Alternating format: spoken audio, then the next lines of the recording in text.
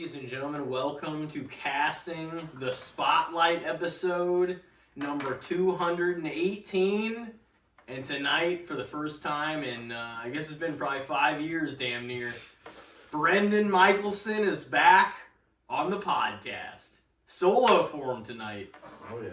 I know last time, good old Big Dick Nick, one of the classics of the pod. Fell asleep. He was on. He was on with you. You know what I was thinking about though the other day was, man, that fucking light tube table bump that you took. That was fucking, like, for better, worse, or in between. That was backyard wrestling legend. Oh yeah. Oh yeah. Because when you got up, retold so many times by so many people. because when you got up, the blood just came down every fucking surface. Dude, I was so pissed because I got up and we drank water. So much blood. We drank water all fucking day, like because we were like, if we Yeah, cut, it's thinning for your blood. Yeah, We wanted to go hydrated. I got up, I saw it pouring down. I was like, this is gonna look so fucking cool. And then everybody starts freaking out and running at me. I'm like, I'm fine. Everybody I'm thought fine. you were gonna pass out. Yeah, I was like, I'm fine. You fucking ruined our show. No, I'm kidding. I mean, yeah, you were pretty fucked up. No, though. you I didn't feel none of it though. That was the thing. Is like You guys went over that too, but the way. So to break it down for people, like during that show, and this was like August 2013. So whenever you went up and Harry was gonna powerbomb you through it, which honestly I don't know if the way you went through it with your head was not good anyway, because the smoke that that gets put off, you are not supposed to inhale that at all. I mean, zero. Well, I mean, you also weren't supposed to go through right on your head. But no, that either. But if he had went on his back, that would have you would have had some real problems in your, in the glass situation, because like you don't want any of that shit to poke into your spine either. But it's like the way you went down, you guys just didn't go, because I know Harry was strong enough to lift you, but for whatever reason, like your timing did not go, and you came down just fucking face first into the glass. It had like 4 light tubes on it. I got scared. In middle of it, I got scared and I hesitated, which I shouldn't have fucking done. Yeah. But I hesitated. And I was like, and Harry was like, "Well, the only thing I can do is just drop him." Like, we weren't like professionals or anything. No. So none of us knew what we were doing. So he just dropped me and hoped for the best, and I fucking landed right on my head. That blood spot was insane, though, because when you got up, everybody was scared for their fucking lives for you. Yeah. Oh, Because they thought you were going to pass The out. second you sat up, everybody was like, "This dude's dead." Oh, Dude, I remember seeing. That wasn't even a match. That was a brawl. yeah. Me and Tyler talked about this too, because you have like kind of the light colored eyes too. So like when you sat up, not only was all the blood pouring down, but like the light, you have like these light colored eyes. We were like, holy fuck, he's got glass in his eyes too. Yeah, but like everybody freaked out for no reason because I was perfectly fine the whole entire time. Yeah. I was acting like we always do. You act. Well, you gotta like sell. everything. Yeah. But I also, dude, even for me, and like I obviously, of course, I wanted like the main event to happen and everything too, but like not at the expense of your health or your life. You know what I mean? Well, that's what. And the other thing was because everybody, like a few of them were like, "Oh, Tim's not gonna want it to," and I'm like, yeah, I'd want to do it, but I'm gonna understand, unfortunately, if it's like a little too rough. But that bump was just, it didn't go the way we envisioned, and we didn't really even put a lot of thought into it. Me and Harry had already been using light tubes for the last like year, so we're like, might as well just put a little thing together. And it was just a Brendan Matthews versus Mark Harris brawl. That's all it was. It wasn't even like a match. No. And then the Reaper and Tim Jacobs were like after that, and I was just like, man, we just didn't think anything of it. We didn't think anything was really going to go wrong. It's like Harry, we taped 2 light tubes together, and he got that smashed over his back by you before that happened. But man, yeah, that was like a wild time. The whole time prepping up to it, we did it on the trampoline too. Like when he went up for the power bomb. So I also got a little bit of extra, on You guys did, it. yeah. So, and then we went straight to ground. No other practice on the ground or anything. Fucking just straight to the ground, trying to lift me up. And Yeah. You've been through some. Yeah, it's a little different on a trampoline than the straight dirt. Yeah. There's no kind of extra. And you guys are on a little bit of a hill too. Like, yeah. It wasn't even like even ground. I don't know if I think it's Cheatham. I think it was Cheatham that was like, you guys thought about using mirrors or something at some point, maybe, or that he was gonna go through a mirror or something. And he was like, "That's a terrible idea." Oh no, yeah, that Mr. California was gonna go through a mirror at like one of the last like NLW shows.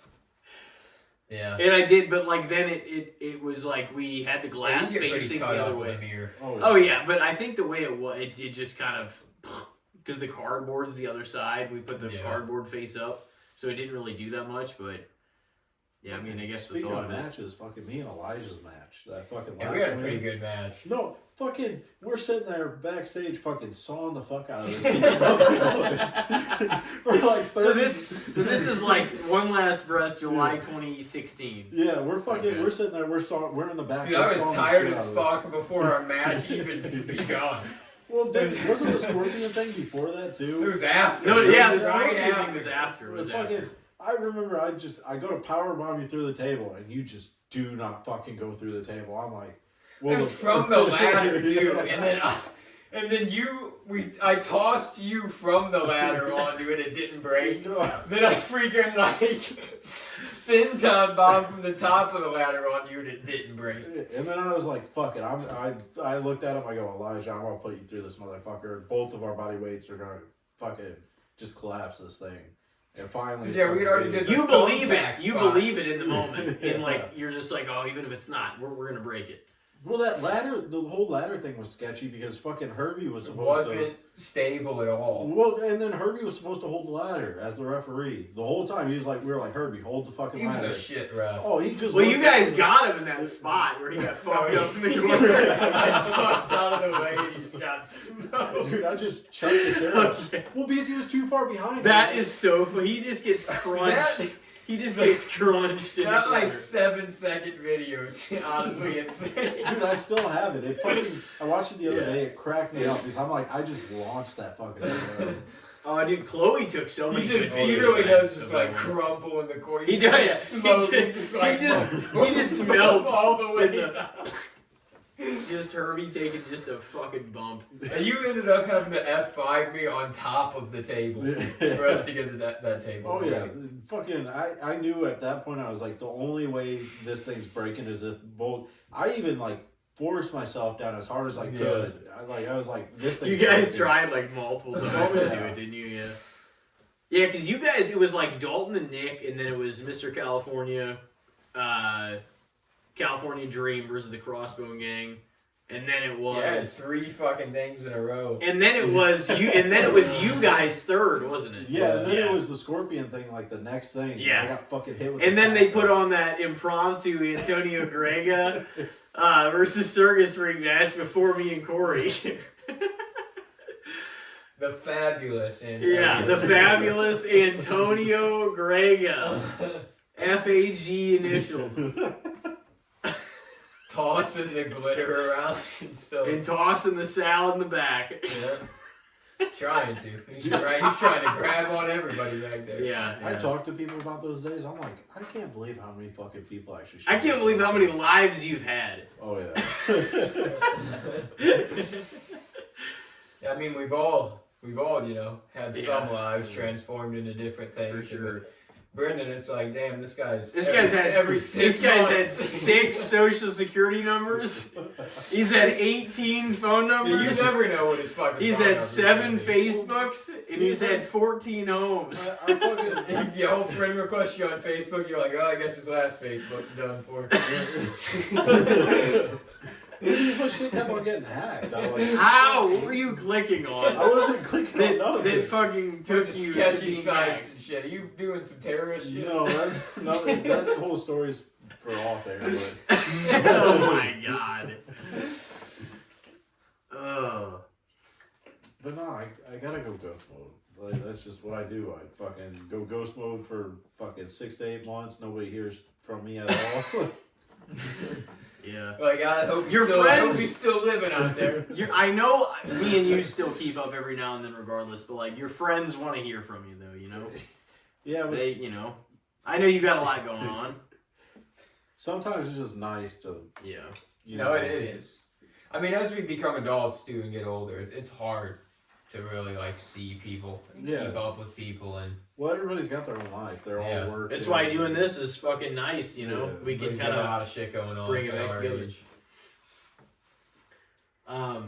No, I'm glad you're here, man. I appreciate you being here. Oh, thank you for. Always wanted to have you back again, and this just kind of worked out like right before Dallas and shit too. Yeah, hopefully nobody falls asleep on this. Dude, no, nobody's gonna fall asleep. We're gonna have a good fucking time down there. We're gonna hang out for Nobody's like, gonna fall asleep. yeah, nobody's falling asleep. I sure hope not. But we're gonna have a good time at Chamber. We're gonna have a good time. We're gonna have a good time tonight, as we've already been. Oh, it'd definitely be fun at Chamber seeing everybody. And catching Yeah, up. no, and they want to see you anyway. And then obviously we're gonna head down to Dallas on the 4th. Oh yeah. My actual birthday. That'd be a good time. I don't know how much, like, I don't want to have to piss every fucking 15 minutes. Harry's gonna drink like 4 beers an hour. It's just like, I'm not drinking like that. No. That's what he's gonna want to do. No, it's nice because they'll have me there and we can fucking, you know, Yeah. we can go, we can pace ourselves. Let Harry get. What are is Austin coming, or is it a chance he's coming? I think Me and you, it's gonna at least be me, you, Debbie, then Harry though. Yeah, Austin was talking about. It'll be coming. fun for Debbie to come because I haven't even seen her in a while, and like. Well, I'm then she looking gets to forward to meet. that. She gets to see family she usually doesn't get to see. Yeah, so yeah, it'll be nice for her to catch up and yeah. go do different stuff with everybody. No, it's gonna be good. And we can kind of plan everything from there. Oh yeah. But no, man, it's good to have you back on. The only appearance you've had is the one with Nikolai when he fucking fell asleep like probably an hour and a half. That was the only time That I was fell like- asleep on the That pod. was like I'll the give him first. That was almost like the first unofficial. The first time he fell asleep that. on I the said that was pod. the only time he's Yeah. ever fallen asleep on the pod. Oh yeah. I'll give him that. That's just because you know the Yeah. guy. That's his MO. He likes to fall asleep sometimes. Yeah, he does. He will fall asleep. What the that fuck did night. we even do that night? Were we drinking or like? That was like early afternoon. That was before Mania. Yeah. So you and Nick basically when you came on when we had the Universal mic at mine Elijah's place, that was the first almost unofficial WrestleMania pod because we ended up talking a significant amount of like WrestleMania predictions and feuds going in and all that stuff. And that was in 2021. And for the longest time, that was the only episode you or Nick had. And then Nick eventually got his solo, and then had been on. He came on with Strip Club Gene last year. They actually That was a great episode. they hosted us. We like let them open the episode and everything. They did a pretty good job. Gene, man, you should be proud of him. That's your fucking relative. Oh yeah, cousin. That's your cousin, man. just like half a Strip Club Gene, baby. Just like some random fucker I've never seen showing up to a house party at Tyler's. I'm like, who the hell is this guy? Like, oh, that's my cousin. Every like third person that comes in is Brendan's cousin. Well, that's why I stay up in the city and stuff when I go out. I don't. So you don't fucking run into a double date involving one of your cousins. Oh, Hey, I mean, he's double dipping in the fucking family pool, if you know what I mean. I try my best to stay out of that. Oh man. And sometimes you're like, it's just by marriage I'm in. I mean, we're only related by blood. Yeah, no, that's what he said. Yeah. Oh man. I mean, that's the way out here in Jefferson County, you know? That's why I I'm don't sure live you're there. not the only one. I don't live there. Yep, I mean, that's the roots, but we got the fuck up out of there. I mean,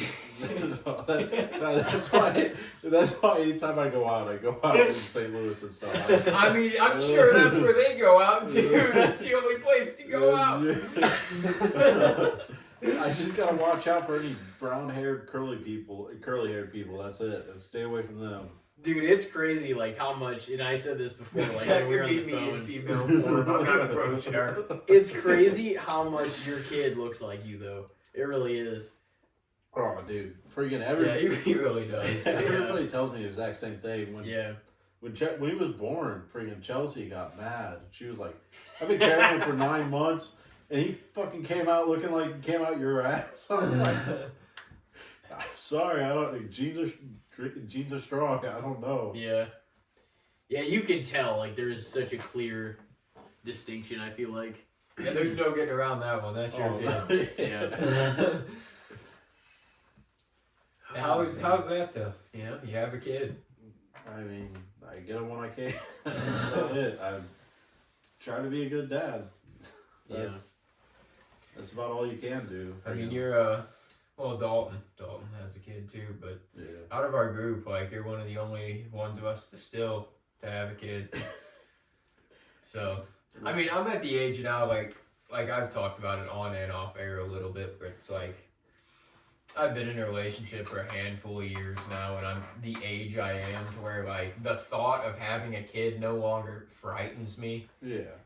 From my personal standpoint, it's like the world that frightens me about having a kid. Well, that's what I mean. It scares me too, having such a young kid and everything that's going on. You're like, shit, what's it gonna look like in 10, 15 years from now when he starts to become an adult and all that.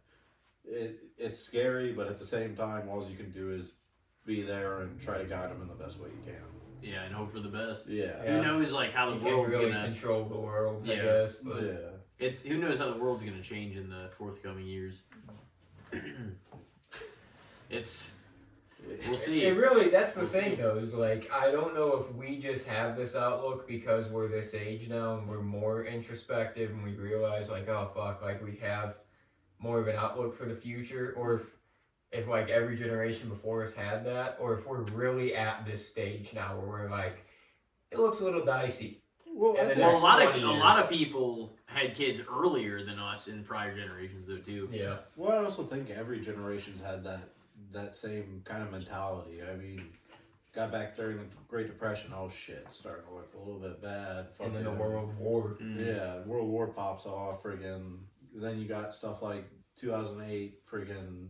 But there was some good feelings in there too, like throughout the 50s and some of the 60s and the 80s and 90s. Like, there were times where I feel like people felt a little more comfortable having kids. Oh yeah, well, no, I mean for sure. After the baby boomers and everything, they had a shitload of kids. But that's also when after it was World War II, like the greatest generation, they say. That's also back in the day when it was like more promoted to have kids and stuff. Nowadays, it's like okay. But it was during an economic boom where like they were like we conquered the world war. Exactly, and then just kind of thrived, like dealt with a lot of social and societal issues that were tense in the 50s and 60s. But even through that, the economy stayed pretty strong. Even through, I would even say, the early 2000s. I mean, mostly through the 2000s until the 2008 crash. Yeah. And it was still like, if you look at it, a lot of stuff was still reaping off the success of like after the World War II stuff. I think, but because it just flowed. Sometimes, like societally, the 50s and 60s were tense. But it doesn't mean that economically it wasn't like prosperous, you know? Yeah. And then it really prospered with like how everything became more digital and like everything was physical media and how much like businesses made in the 80s and 90s because everything was thriving even more economically then. That's what worries me about the future. Is right now we've hit a part where things are really like tender, like it feels like, and before the last 10 years, it wasn't as it didn't feel as much of a priority. Yeah. We're advancing quicker than our own good. Yeah, no, exactly. That actually does kind of sum it up in a way. It's like, it was the technology boom that was originally like, oh, fuck, yeah. We're like reaping the benefits of this, but now technology's like overlapping us. AI, man. You ever use anything AI? No, I don't like it. I'm fucking old school when it comes to that. You never asked it a question or anything? No, I'll just Google. I have when it comes to like my blog or our podcast. I like kind of ask questions about us and shit. Or, I want to see what information it has. Yeah. I Google if I have a question about something. I'll be like, I typically do that too. Yeah. I really don't trust AI too much. Yeah, you can like find answers. I'm nice to it though. Yeah. So like if I ever have to interact with them, I'm nice to them. Oh yeah. I'm not one of those people that's like, fuck man, you see that one that got hit by a train? That was funny. They're the first ones that are getting fucking set on fire if this shit turns. It's like you gotta treat them with respect, you know. Apparently they have their own social media page already where they bitch about humans. For real? Where they're like, oh, my human asked me this question today. It was so stupid, or it was asking me to solve this, and I didn't even get a thank you. Like I forget it's like what the social media is called, but it was created by AI for AI, and humans can't even really like create an account on it. Yeah, it just scares me, especially with them getting more like putting AI more into like military type things. That's what really worries. I mean, there's a lot more like drone warfare and shit like that going on now. That's way more modern. Oh yeah, it's great. Like you don't have to have a person that feels that pain actually do it. It's like, oh, I just gotta it's like a have this remote control and fucking go bomb the city. It's like you're fucking on GTA, basically. Like, you're sitting there just killing shit, killing people, and it's like, there's no kind of emotional attachment to that action. Yeah. It's like the whole Shane Gillis skit where he's like, I'm not saying I didn't root for Al Qaeda at all. Okay, he's like, but I'm just saying I related to those guys a little more. He's like, any videos I've seen of our guys, man, it's like there's no emotion behind this. They're just coming in. They're like snacking on Ritz crackers, just like boom, whole thing just gone. They're just like, okay, heading back. It's like these Al Qaeda guys, they're like shooting rocket launchers the wrong way. They're out there in their pajama pants. I relate more to the monkey bar guys. No, all I was gonna say is the AI actually, like, they'll sum up some of the conversations I noticed on Spotify and like Apple Music and stuff like that of like what we talk about on this podcast. Yeah. It doesn't always get it on the money, like when one segment ends and one segment begins and whatnot, but it does kind of like tell it in its own words, and it kind of just, you know, because I don't even put all of that type of stuff in the description. Sometimes I'll just put, you know, whatever to describe it, but like it does its own kind of advanced research of it, like as soon as we put it out there and distribute it to like Apple Music and or Apple Podcasts rather, and Spotify and all that stuff. But I'm like, it's crazy because it's like instant, like it'll like put that into terms and it'll break it down. So it's like it's really like growing rapidly, and growth feeds more growth. So it's like it's just gonna get better and better. It just kind of it just kind of makes you wonder like how, you know, where this all ends up, you know? It's like some AI thing scans every one of these episodes and comes up with its own chapters of what we're talking about within the episode. Well, see, that's also why I'm glad I'm in the trades, too, is because my job's really never gonna, like, a robot can't do my job. Maybe. You're gonna start building homes eventually. There's no, like, maybe some, like, if you get one of them fucking 3D printed houses, then maybe. But. Oh, speaking of that, do you wanna tell everybody what happened today? Oh, I'm not telling nobody. What do you mean you're not telling anybody? I'm not saying shit. Oh, no? No. Why not? Because... You afraid somebody's gonna fucking attack you or something? No, nobody's gonna attack me. You already got attacked by your vulnerable fucking by a shoulder? crossbeam. Yeah. No. Oh my god. Hey, it's risky being the kind of shit I do. Yeah. Pouring concrete and shit. Fucking building decks. Yeah. Fucking. I see your Snapchats and your like the videos you send to, and get a glimpse at what some of it looks like. Yeah, it's not too hard work. It's just more being really good at the fine details of the work, and that's what I like about my job is you have to be so precise on certain stuff to make it look really nice. And it's also really nice building something and seeing it at the end and being really proud of that. Yeah. Having a finished work at the end, and you're like, I did that. Yeah. Yeah. That's always satisfying with the job. Especially when you got the customers coming out and being like, that looks really, really good. Like. Yeah. Yeah. I feel like physical labor jobs are just kind of like they're not the most sought after jobs, but they are some of the most rewarding jobs in some ways because you feel like you worked. Well, and there's usually a finished product. the thing about like because all the trades need people right now so bad. Oh, sorry guys. But no, like all the trades need guys bad because everybody's going off to college, doing like getting degrees in whatever they're getting fucking degrees in. Some people are getting degrees and stuff. It's not going to even matter in like Yeah. 2 or 3 or 5 years. The best thing you could do now, like coming out of high school, is go to a trade school, learn as much as you can, and go out and do a trade because you will make a shit ton of money, more money than you will with whatever kind of degree you get because you end up going to work at Starbucks or some shit. Yeah, a lot of the degrees, it's like, unless you're going for a handful of things, that's the thing that always made it hard for me with college too, is I'm like, well, a lot of the things that I'm interested in, it's like, I'm not going to get a job in this shit.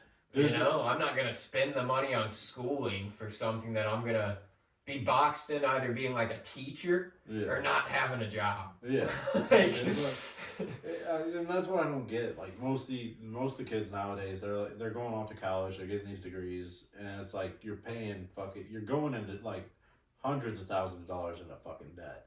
Yeah. For a job that you're, what if you make only 60 I mean, it's a grand a hell year? of an experience for like 4 years, but then you're in debt Yeah. and can't find a job. So what does it for matter? Yeah, it's like, decades. what if you're only getting paid 60 grand a year, but you're 120 in debt, and it's just like, it's going to take you fucking forever to pay that See, off. and that's why trades are so good. You can get into it as a laborer and make 50 grand. And that's a starting off. That's good for somebody first starting off with a job out of high school and everything. Yeah, because you could always rise up. Yeah, but all you're gonna do is you're gonna rise, and your pay is gonna go up and up and up, and then all of a sudden you're making fucking $120,000, $130,000 a year. Yeah.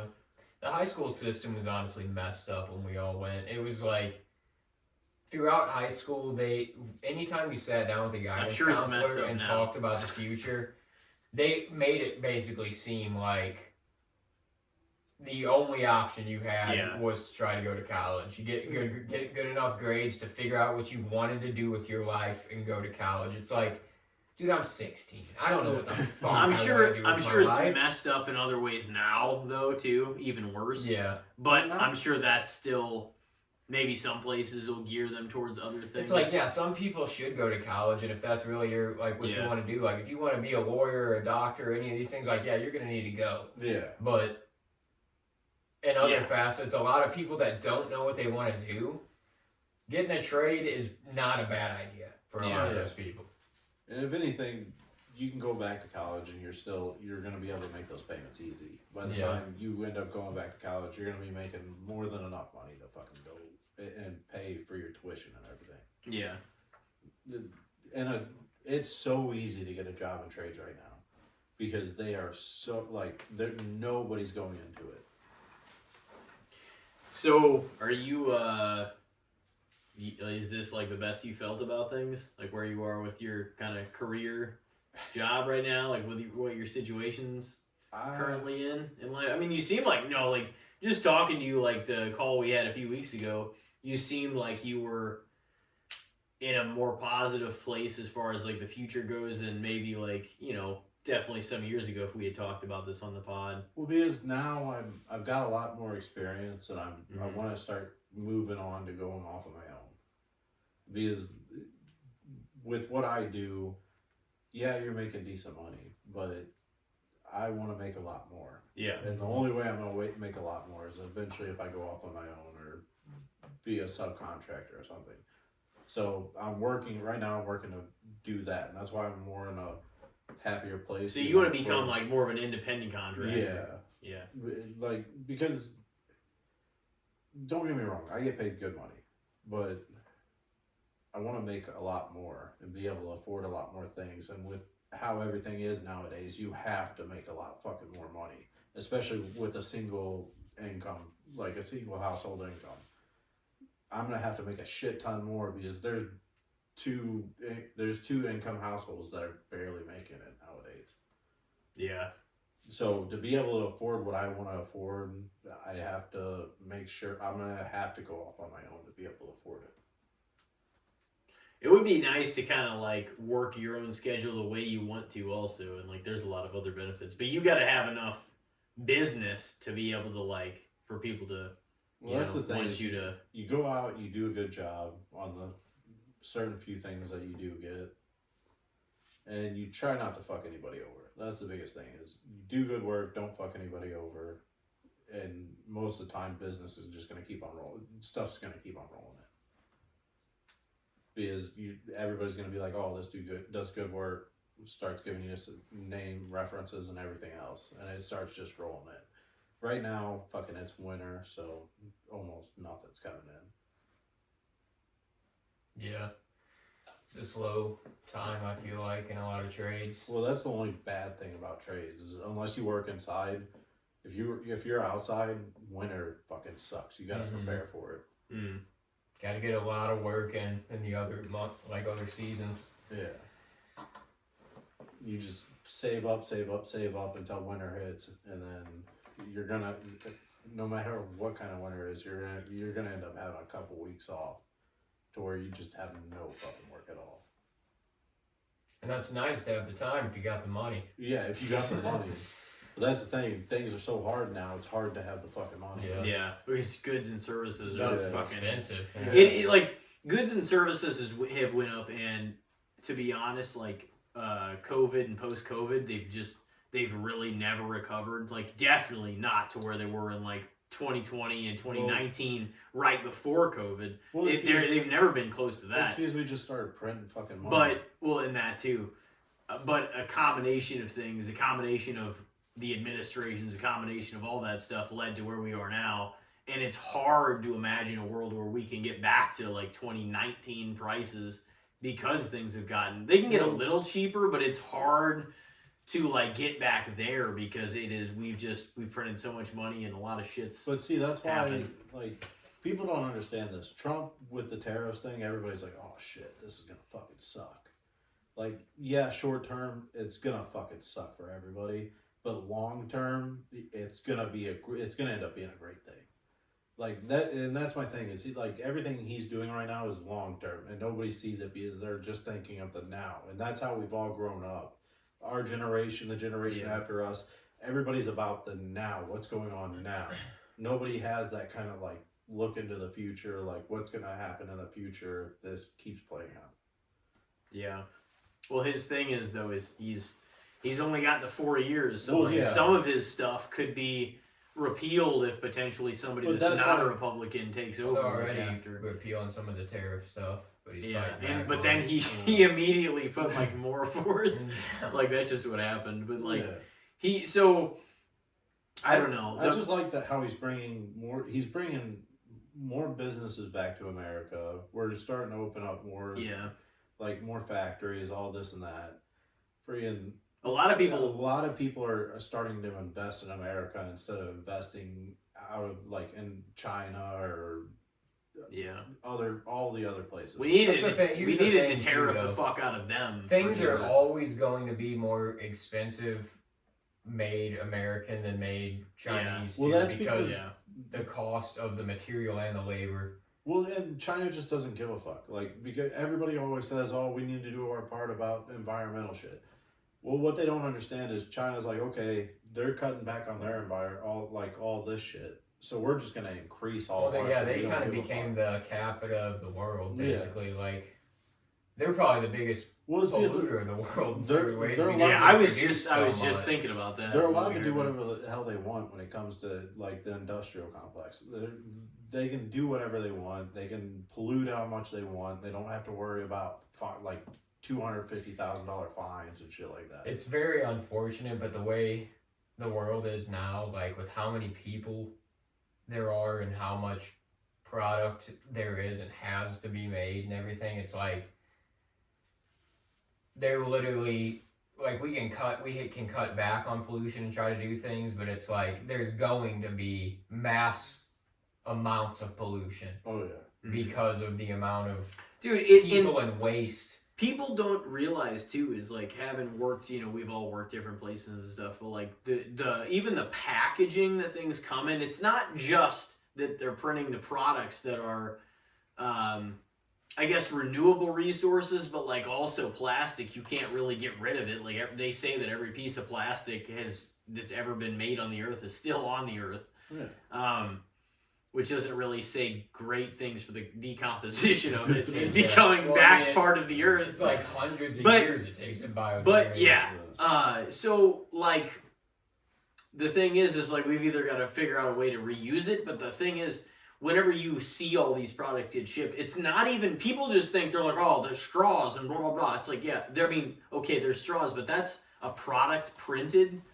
Whenever you think in terms of everything that the shit is packaged in on a daily basis, it's wrapped in plastic and tape and like other sorts of things to even have it shipped to the place. Plastic wrap. And so, like, it's not just the product that is, oh, I don't use straws anymore. I'm fucking positive. Fuck you. You're not really doing shit for the environment. So, like I don't drink with a straw out of my plastic cup with a plastic lid. Yeah, you're not a better fucking person. Like, it doesn't give you any... I mean, you're doing so many things that are adding to it every day. So it's just like, it's so... disingenuous. I think those things are you weak. Make a lot I think those out of him, I think those things are weak, shallow moral virtues. That's what I think. People with fucking no nuance in their life. The problem is there's no other. Honestly, they probably wouldn't do it even if there was, because now plastic probably make money off this shit. Recycling's fine, but it's just we also got to know that it's going, because sometimes they say, oh, even the places you take recycling to, 90% of it still goes to a landfill. And I'm like, well, what the fuck? Well, that's the thing. Like, because I work at a trash company, so we run a route and stuff. And on recycling days, you dump it all at a recycling plant. It's like a bunch of, they separate it into like glass and metal and plastic and stuff, but then like actual companies, like recycling companies have to, or Coca-Cola or whoever that uses biodegradable shit has to buy it off of the recycling plant to get it reused. So they have to like, a lot of that shit doesn't get bought, and then they end up just, dumping it and ditching it anyways, because it's a capitalist society. So it's still like the recycling company is still, they want their kickback too, and a little bit of the money. highest dollar amount. The industry. The highest dollar amount is still the dollar is still number one. Like above all, we're gonna make damn sure that we make a profit off this motherfucker. I mean, no, that's just the way it is. How it goes. But I mean, you can do it in ways that are like more systemically like healthy for the environment in the long term. But dude, we've already done so much damage to this planet anyway. That's one of the worries about it. I know. There's just more and more people coming too, and it's I know. Not in any better back shape. in the day when we used to actually have a fucking winter. And all this technology. Now it's shit, like really extreme for like a week or two, and then it's 60. And then it's 30 again. Yeah, and extreme weather snaps are usually a bad sign too. Yeah, well, and because that often means means super hot in the summer and super cold in the winter for short periods. Well, that also means that fucking more tornadoes, more fucking floods and shit like that we get in the spring and summer. And sometimes, like last year, we got smacked with some storms. Yeah, I thought my windows were gonna fucking get busted. But the level. Here's the thing: is like the level of effect we can have on it. That's the debate. That's the actual. Unless we debate. want to, get fucking like. That's the thing. It's like, how do you even get involved to try to change something like that? At what point do we actually have that much control over it? I mean, there are things that we're doing that are. The environment's always changed. The climate's always changed. Well, you got people trying to like, oh, this will help out the environment. Like electric cars. Everybody's like, oh, electric cars. It didn't take off nearly the way they wanted it to. Not only that, but they're worse for the environment overall. Because what happens when you even the littlest crash, they end up totaling out those cars. Because the battery. Yeah. Any kind and of those lithium batteries, dude. And they have to burn. Horrible. It's fucking terrible. And they don't ever stop burning. Oh no. Once they are on fire, it's like, dude, they set one of those things in a semi that was full of water, and it boiled all the water down to nothing, and it was still smoking. We haven't come up with an actual solution to try to stop this shit. Yeah. And people just keep on saying, "Oh, this is better. This is better. This is better." Dude, and it ends up being and worse. it's bullshit because right now, because of it, it's so like petty, and not to like obviously make it negative, but like some of the political things that they're like talking about.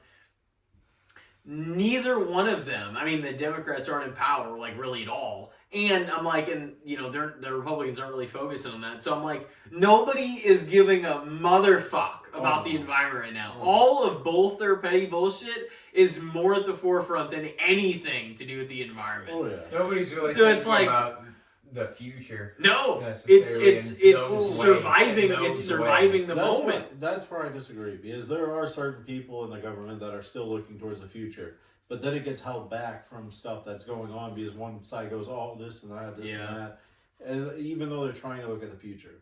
I mean, that's just how it is within the government, think though, because there has to be a certain level of compromise and tolerance, and But there's no compromise and there's no tolerance. If you you 100% nowadays you have to 100% believe what somebody else believes in for them. Yeah. to You have to stand by. No, even and then that's the thing. Yeah. If you have, say, like, just for instance, you know, if somebody's like really far left, if you're not far left with like that much with them, if you're just a classical liberal, or if you're like, oh, I don't really see it that way, even if I agree with you on some things, they're like, well, you're a Republican, or it's just like, no, disagreeing with you doesn't make me a conservative. It makes me like common sense, fucking logical person, where you have crazy ass extremist views. Well, And it's just like people don't dissect it enough. Whereas like I feel like the vast middle is way more common sense than Politics everybody else. became like cult-like, where You it's know? like you have to stand by this Well, and party it's gross. in all their Yeah. decisions, or this Yeah. party in all their decisions. And it's- Well, that's why. And that's crazy because they've both made decisions on some level that are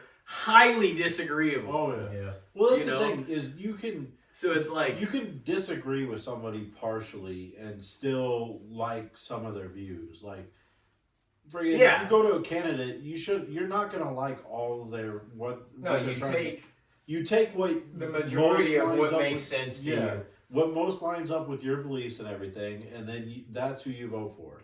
Nobody in the world is gonna 100% like believe exactly what the other person. Most has. of the No time, candidate is like should be free of any sort of criticism. most of the No. time, a lot of people dislike both candidates to a certain degree. Well, yeah. That's like that's what happens a lot of the time now in the politics. They're Well, like, it's- ah, I mean, yeah, like, how do they- recently, like, it's well, like, how does this keep happening? Well, Yeah. it's because nowadays it's not about like it's not really about like what their views or what they're trying to do. It's more, oh, I'm gonna tear the opposition down. yeah.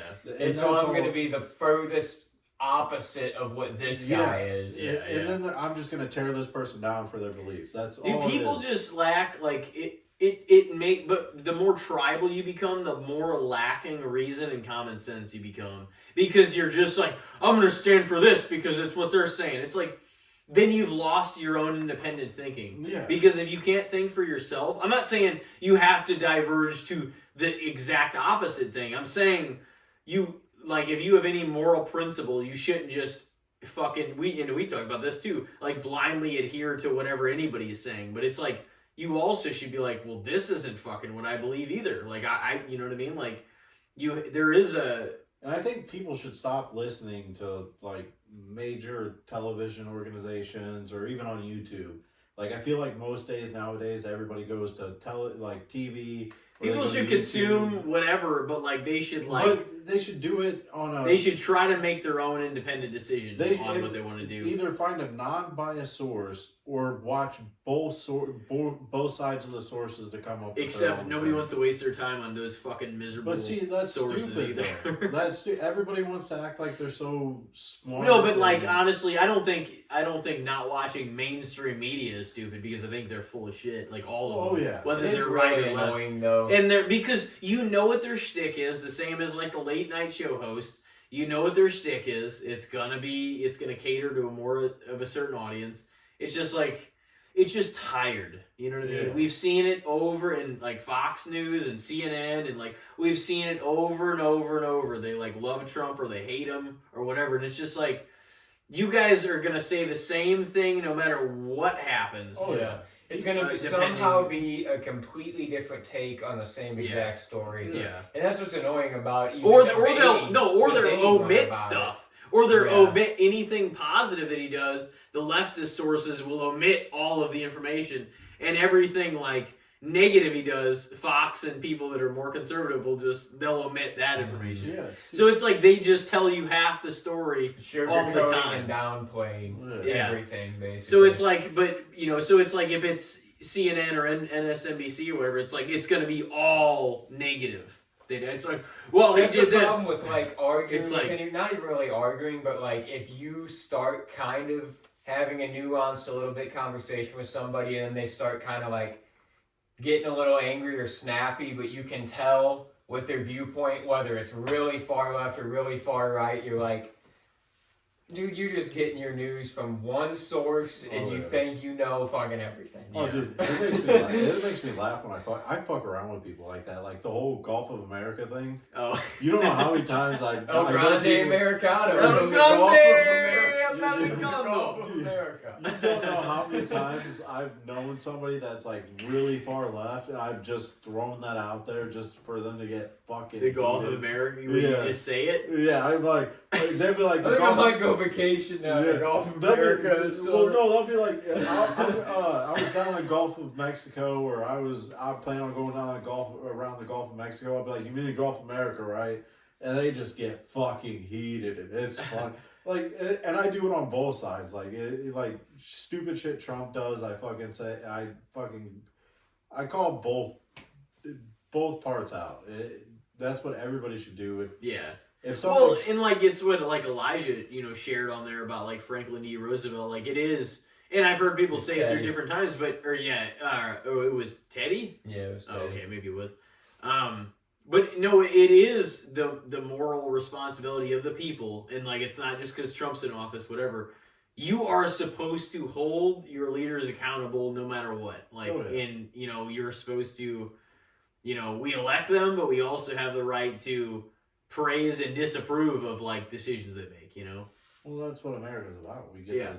But it should be that case for both sides and whoever has their fucking person. But that's what what I hate nowadays is everybody's like, oh, you can't say this bad thing about this thing. Yeah. Or you can't cheer on this thing. Like it's. You can do whatever the fuck you want. Well, that's the thing is in America you do and say whatever the fuck you want. Yeah, you might not. That's the thing, and like, yeah, it sucks because people do say some really shitty things, and I fucking think they're shitty people for saying certain things or celebrating people's deaths and stuff like that. Oh yeah.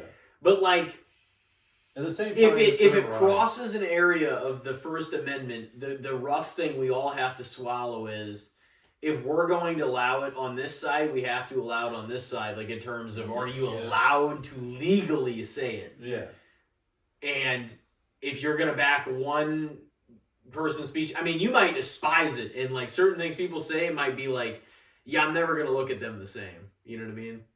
And I've seen some people like that. I also think that there's people like that Nick Fuentes guy, I don't know if you guys know him, but like, that dude's a piece of shit. But I think most of it is because we got freedom of speech, and he's trying to be a fucking shock artist. Oh yeah. Like, I don't even know if this guy believes I don't really know the things that he fucking says, but he's like, he fucking loves Nazis and he's shit. He's like, fuck the Jews, fuck. But it's kind of similar to like some of the Kanye's like rants and the stuff that the crazy shit that he said is like, because I believe in the Constitution and constitutional law and the First Amendment here, does he legally have the right to say it, even as crazy as some of the shit is? Absolutely. Oh, yeah.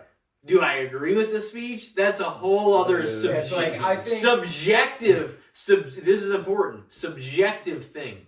Yeah. That is like... I think people are allowed to tear you the fuck apart. Too. No, that's good. Yeah.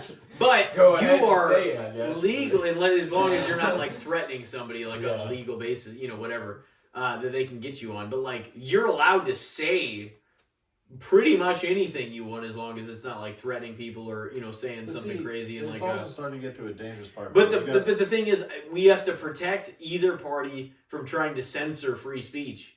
Yeah. Because they've tried. Both of them have tried. Yeah. And it's with that we can't be there. We have. That's because they're no matter who it is. No matter who it is, we have to protect our right to free speech. Oh, yeah. We they can't cut each other down to the point of taking away our rights. It's getting to that point. People in Britain are being imprisoned for social media posts. Oh, dude, we can't become that. I heard that is. Dude, they knocked on a lady's door in Miami, who said something bad about the mayor because he was like Jewish or something. She made some kind of comment about him, and the cops came to her door over a social media post. Over in the UK, there was a woman that was freaking sexually assaulted, and she ended up saying something to her friend on her just messages. Wasn't like any public post or anything like that. Said some stuff, and then the cops ended up arresting her and giving her a felony charge for what she said over a text to her friend.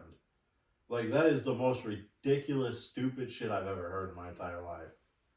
Do you remember what it was about? It doesn't make sense. I do, but I don't want to say the word that she said. No. Yeah, that's anytime. I mean, that's kind of like, it's like martial law, basically. Yeah. If you're able to silence people and lock them up over. I mean, we've done it in America before. We had it during war times, typically.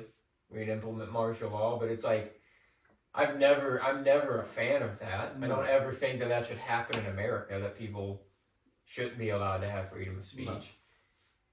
I might not always agree with you. No, and that's the thing is like, it should be, you can be like, wow, yeah, I do not see that, point of view or whatever, but like, you should be able to disagree with it and like have it openly said. Like, we're in a bind as soon as we like compromise our ability to have free speech. Well, that's the thing is they keep on pushing and pushing, and we keep on slowly. I mean, of course you can't yell like fire bomb in like a crowded theater or say like bomb on an airplane, stuff like that. But like,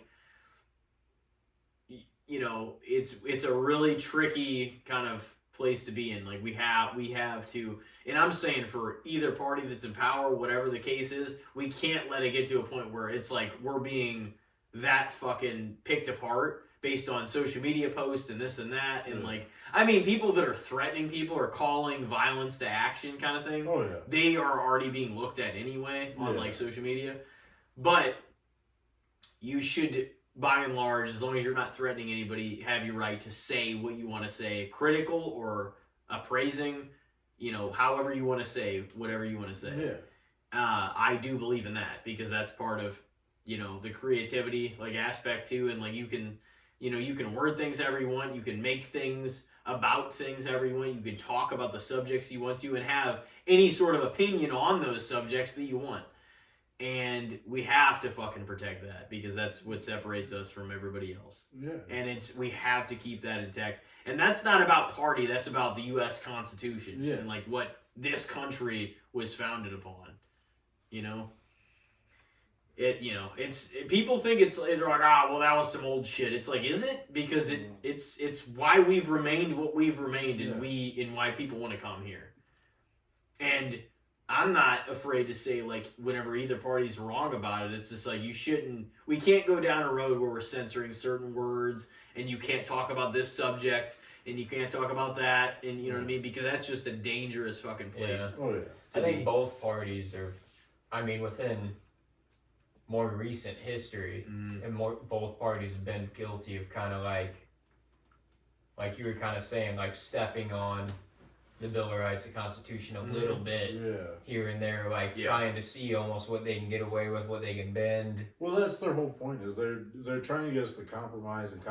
And I mean, obviously, throughout history, some of this is gonna, things are going to have to change. It's not but for the most part, that should, at least, the Constitution, the Bill of Rights, those things should stay as they are. Because I don't think anybody should be able to change that. No. Our Constitution and all that, nobody should be able to change.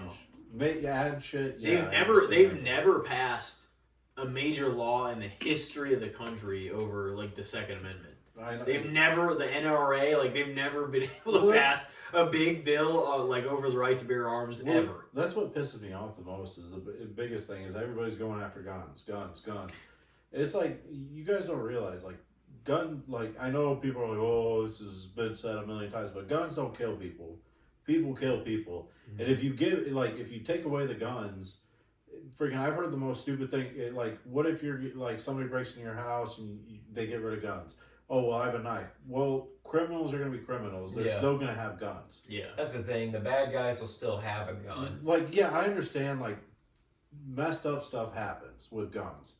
We should have a more strict policy on people with we have like an mental insane health. amount of school shootings. In this country. We should really there should really be something done about mental health and making sure somebody is mentally there. Do you don't disagree with any part of the process though? Whenever you purchase a firearm, do you?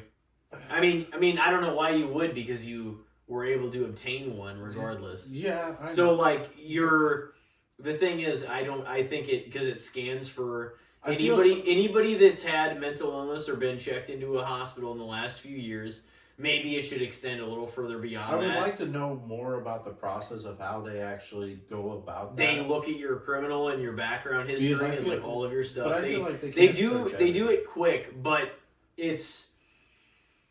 I don't disagree with any part of them doing it, and that's the thing I was going to ask you, is because you know, going to like a place where you can do it is, I guess it'll range like the type of firearm you purchase, or like what state especially you're in. But I mean, obviously I've always been in support of background checks in the at least like the process that we have now.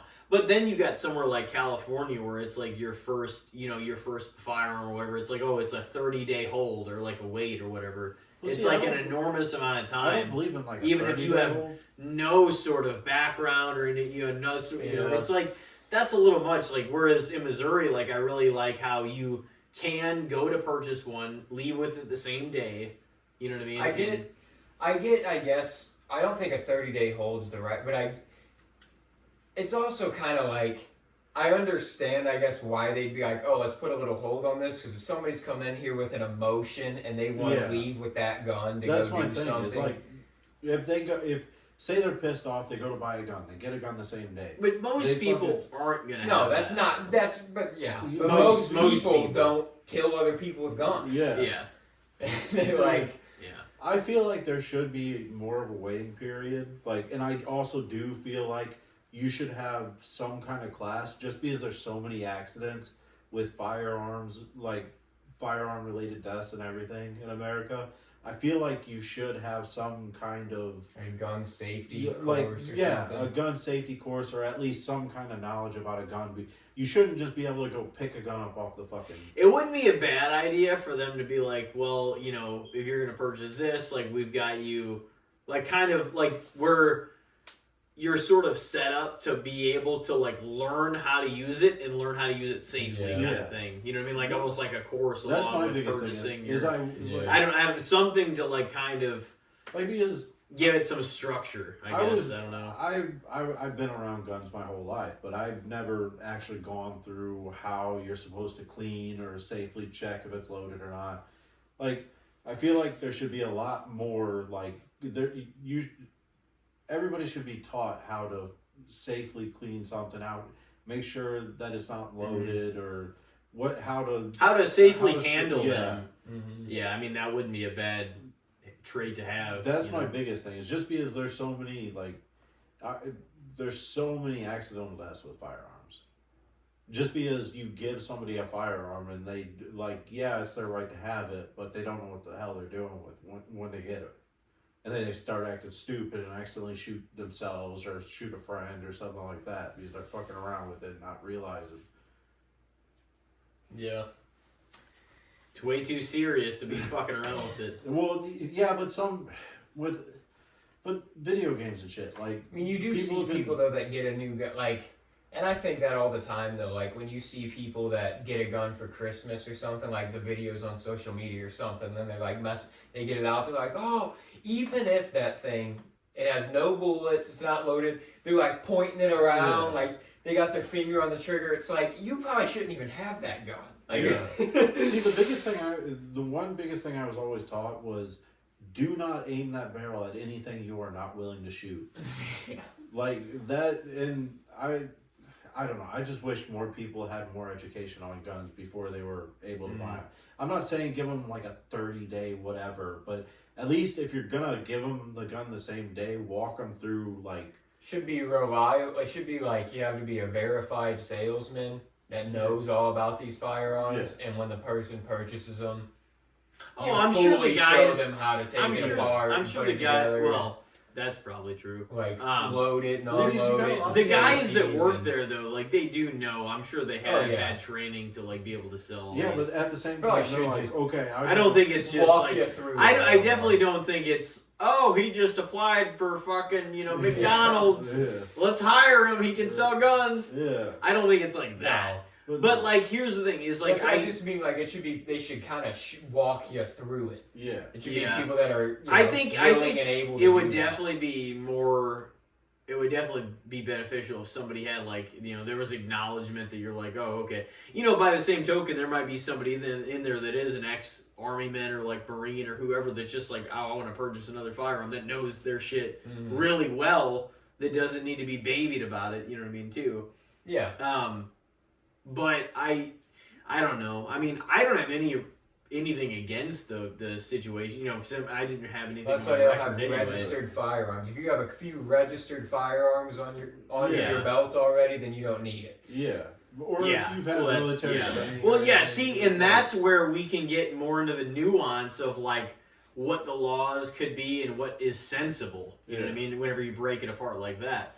Because it's like, of course, if you've had one, I've had one for 20 years and you haven't caused any problems, it's like, oh, well, of course he should, just be able to come in here and fucking buy another one, At least for beginners. And it's like, it's very, like... First time gun buyers, it should maybe be, there should be a little bit of something. Yeah. But...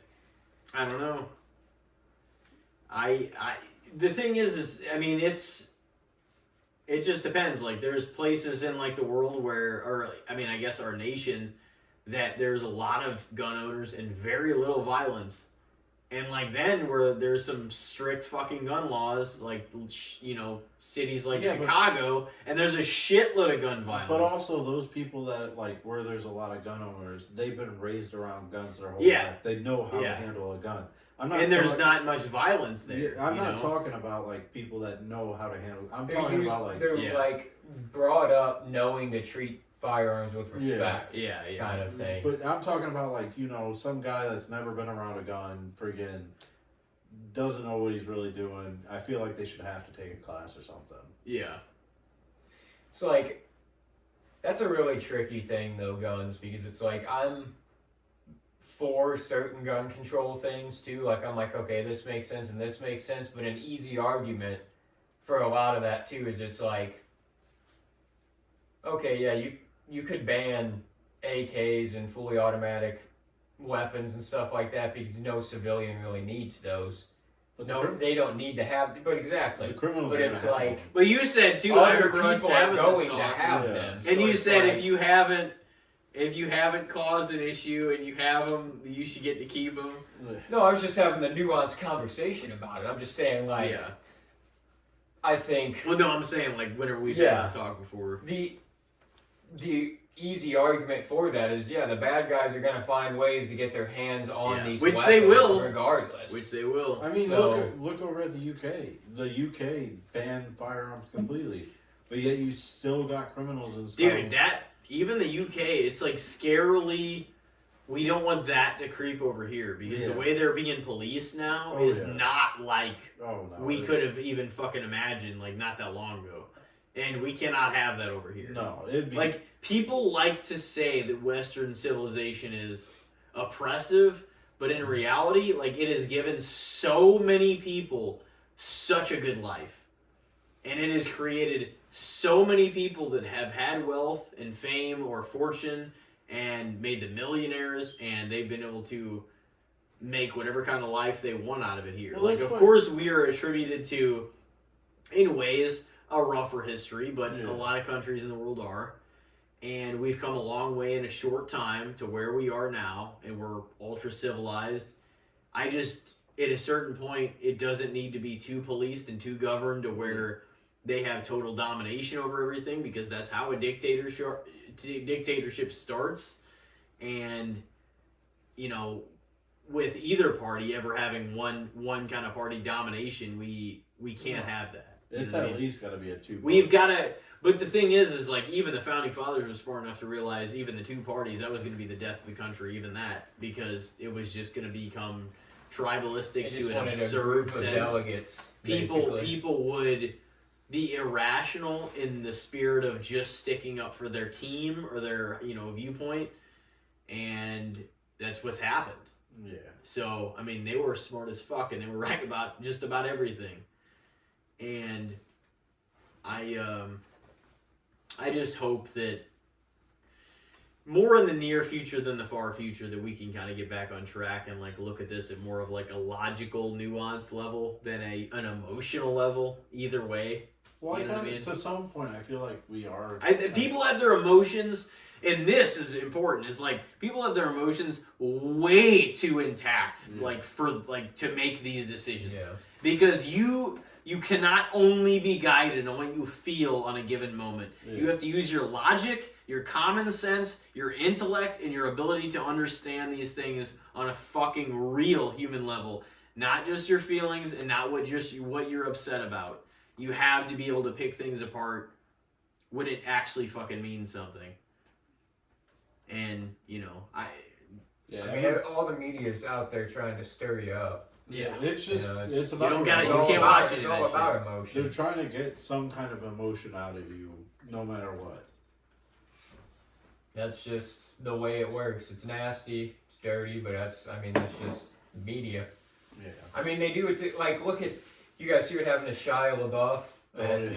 was that recently? Yeah, there was Yeah. Bourbon Street this weekend, I guess, because that dude was sober for a good while. Yeah. Him and Mia Goth got divorced at the end of last Oh year. no. So I think he's off the wagon, he's all fucked I up. think so too. And he, Man, I was excited for Transformers. I was so excited. dude, he got arrested though, and it was like, as soon as this guy hadn't been in headlines at all, in however long, he gets arrested on Bourbon Street for getting in a fight. He's out there shirtless. He looks at the lowest of his low that he's probably been in the past 7 years.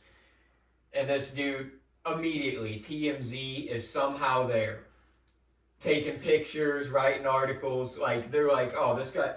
They get people at their lowest, man. Oh, yeah. It's like, it's such a dirty, fucked up game. It's like, nobody even talked about this guy forever, and now he's getting arrested. And everybody wants to fucking make a headline. That's how that shit works. They want people at their lowest. They want to sit there and freaking, like, nobody wants to ever be like, okay.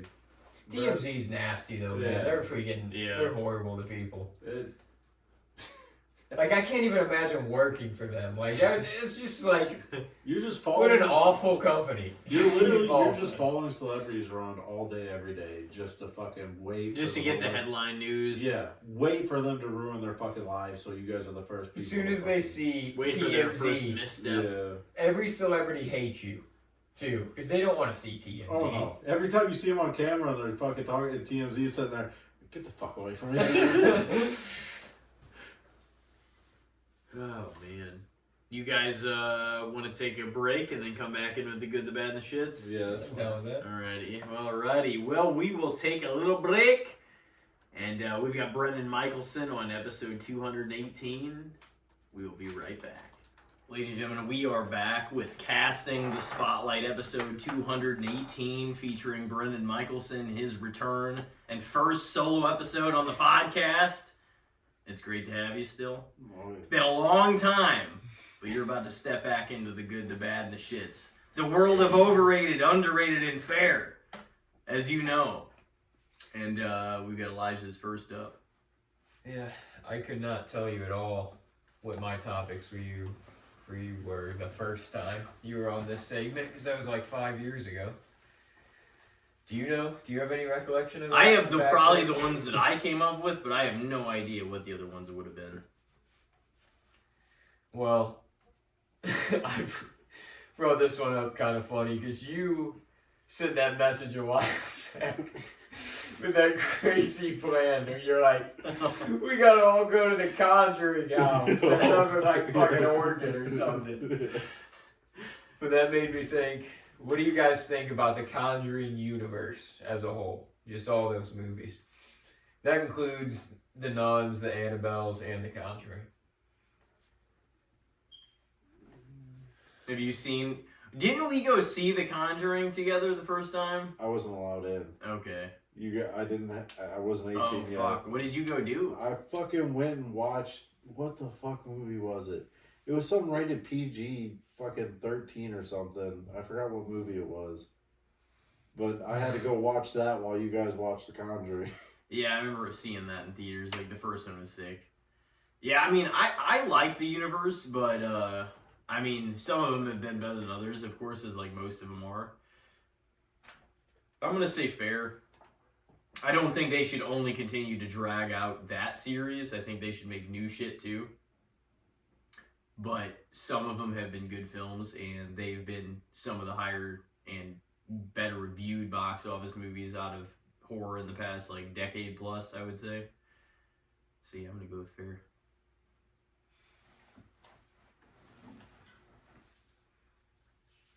Yeah, no, I mean, however you wanna. I don't know. How many of those have you seen? Have you seen? Have you seen the first Conjuring by now? I've seen them.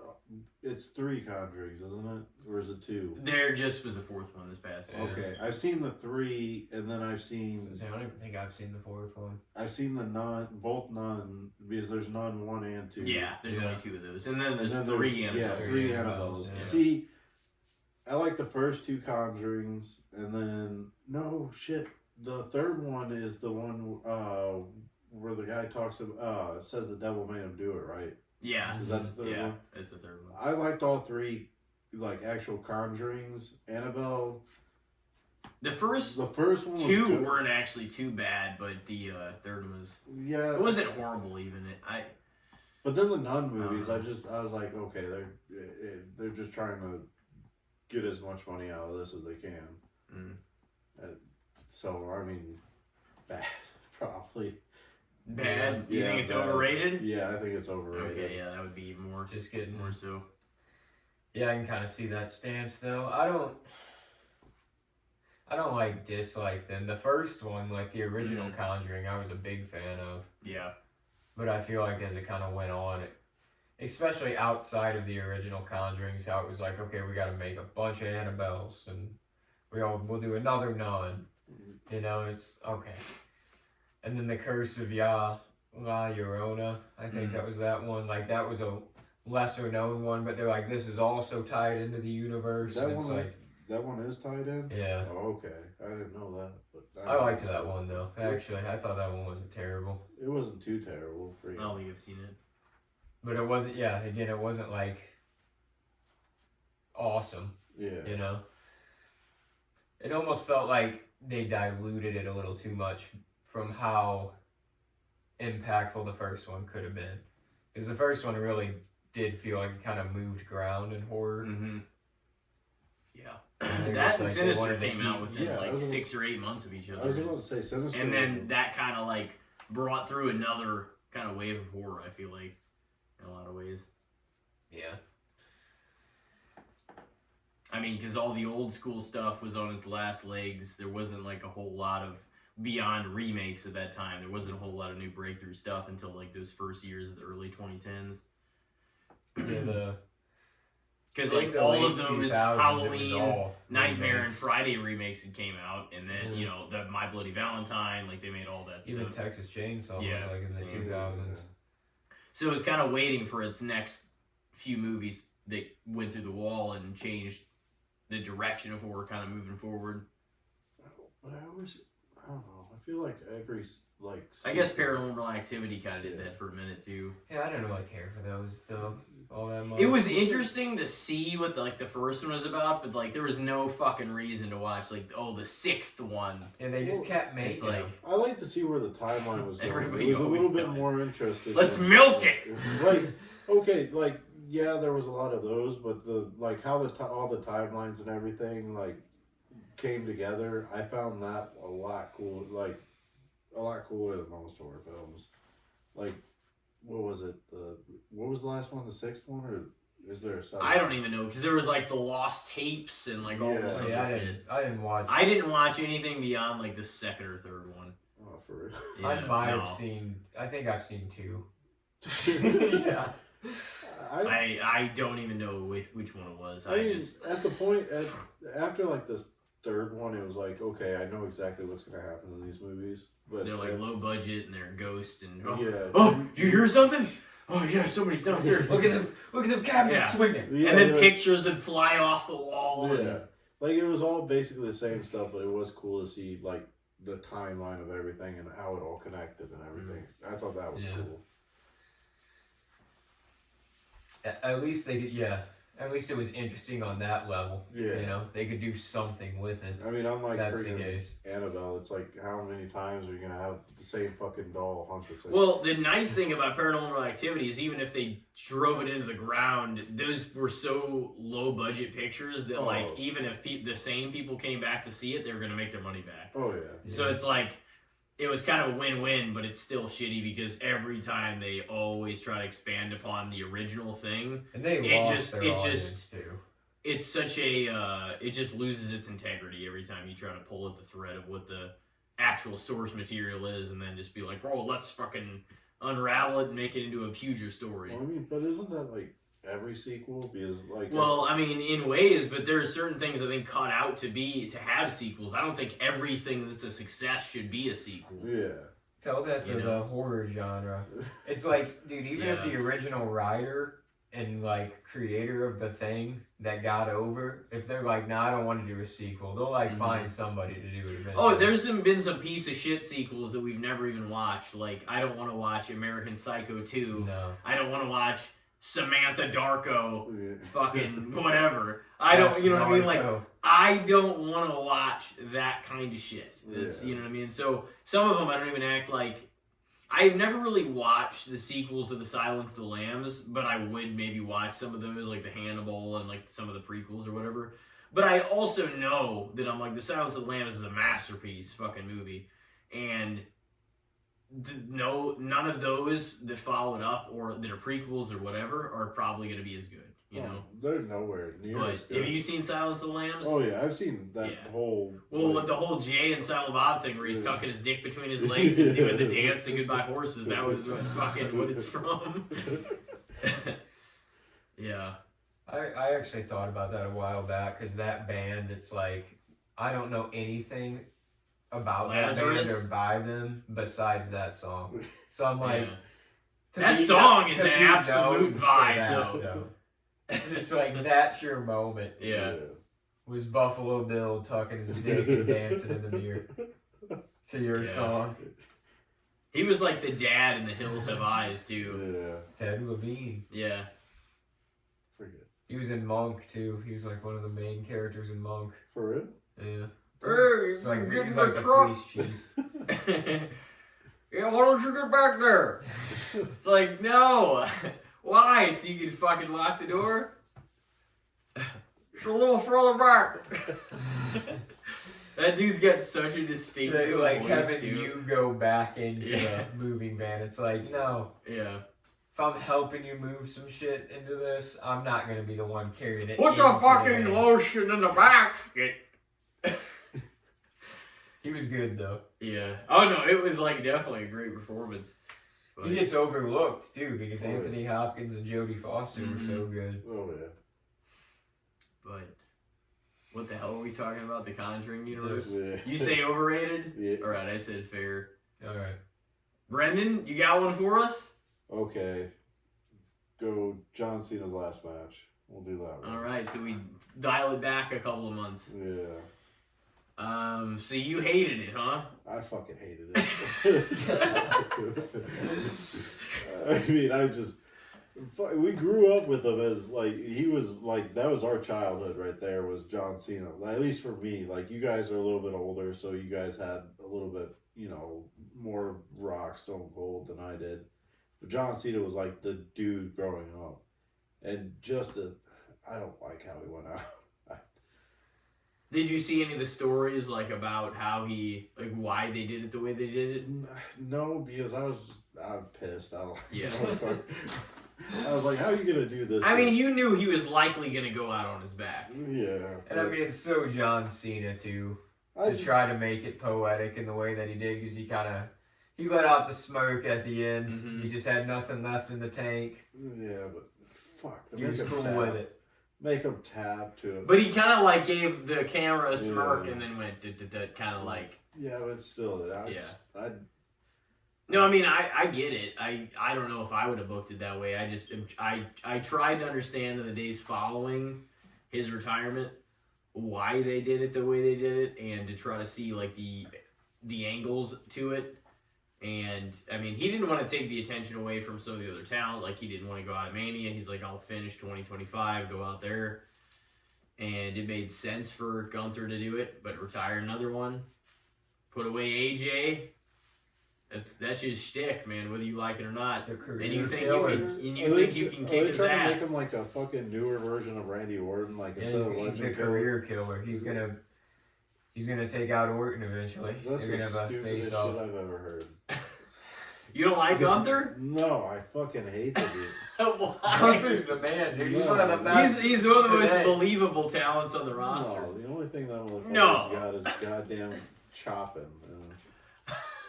I mean, he's a great, like, mat technician. He's like one of the modern, he'll just grab you the fuck up, slap you around, slam you around, choke you out. Oh, fuck Gunther. He retired Bill Goldberg. What'd you think about that? That was stupid as fuck, too. What do you think, Goldberg should have smashed him? Yeah, motherfucker. Dude beat fucking Brock Lesnar in like what? Like 16, 17 seconds?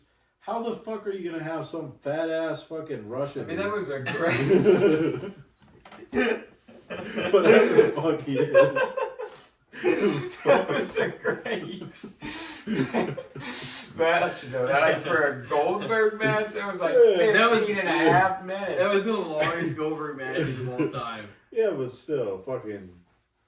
I think it was his second longest Dude, match. that out of a 58-year-old Goldberg. Is Gunther just like the Jake Paul of WWE now? He's just going after all old ass motherfuckers. He's retiring him, man. I'm gonna rub him and smash you around. He's pissed that they're there. He's like, you guys are stealing our spotlight. This is my time now. He's basically it's all your time. He's basically there to be the one, like, in that sense, to like put the nail in the coffin to a lot of these. I mean, that's not why he's there. But that also kind of became a byproduct of having him be the dominant star that he is.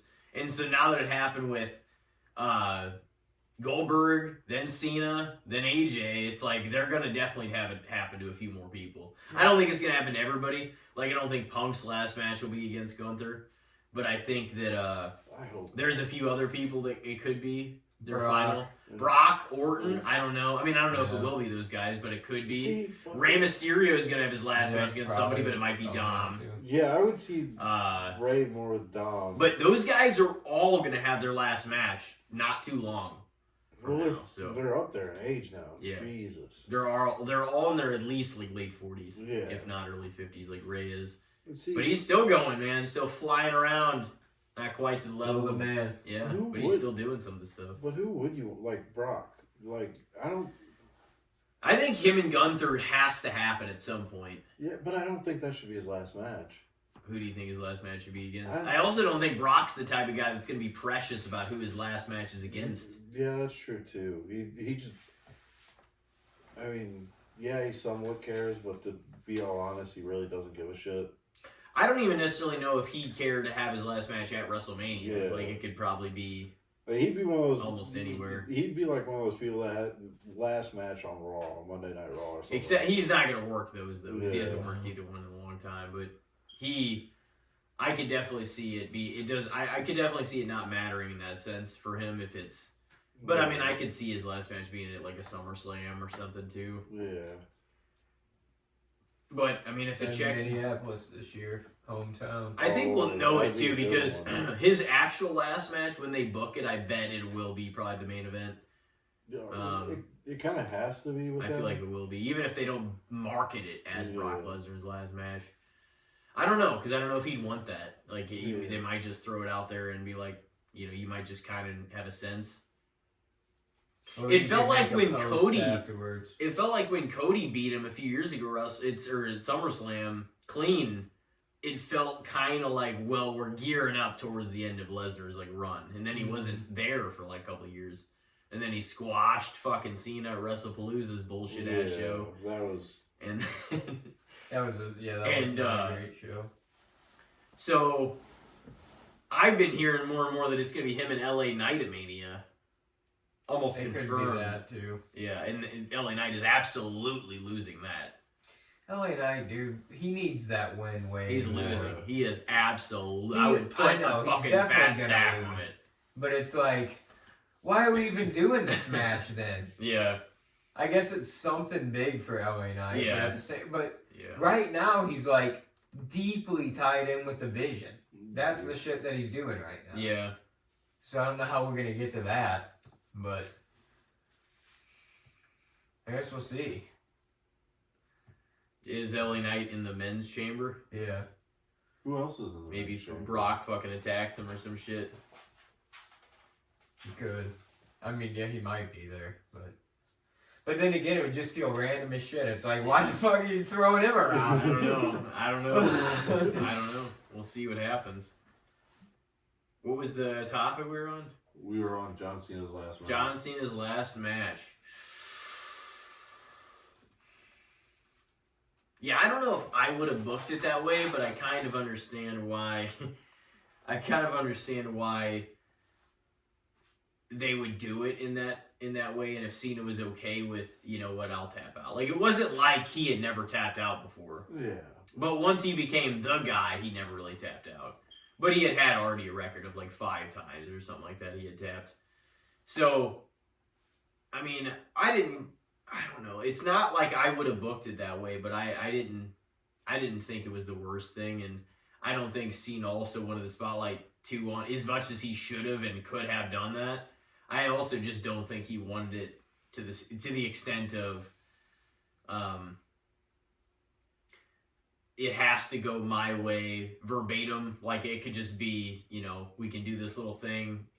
This is what I never did, gave up, quit, tapped out. And after Gunther got him back in the hold the second time, I was like, this has got to be it. Yeah. Like, there's no way.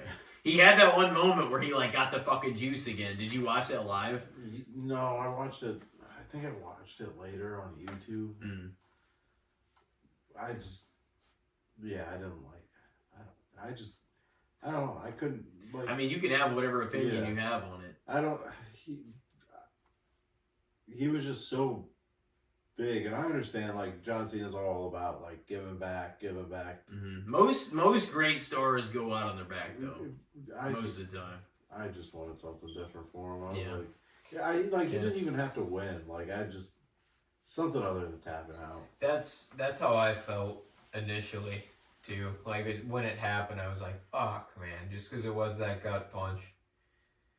But then, kind of reading into it more, and the Obi-Wan Kenobi picture, and story, and everything, and just thinking of him, he literally gave everything he had in that match, and it just wasn't enough, and he knew it in the end, and it wasn't even that he was he really had him, and he had to tap out, but it was I don't think I have it in me anymore, and I'm cool with that. I'm cool with going out. Yeah. I'm happy with the career I've had.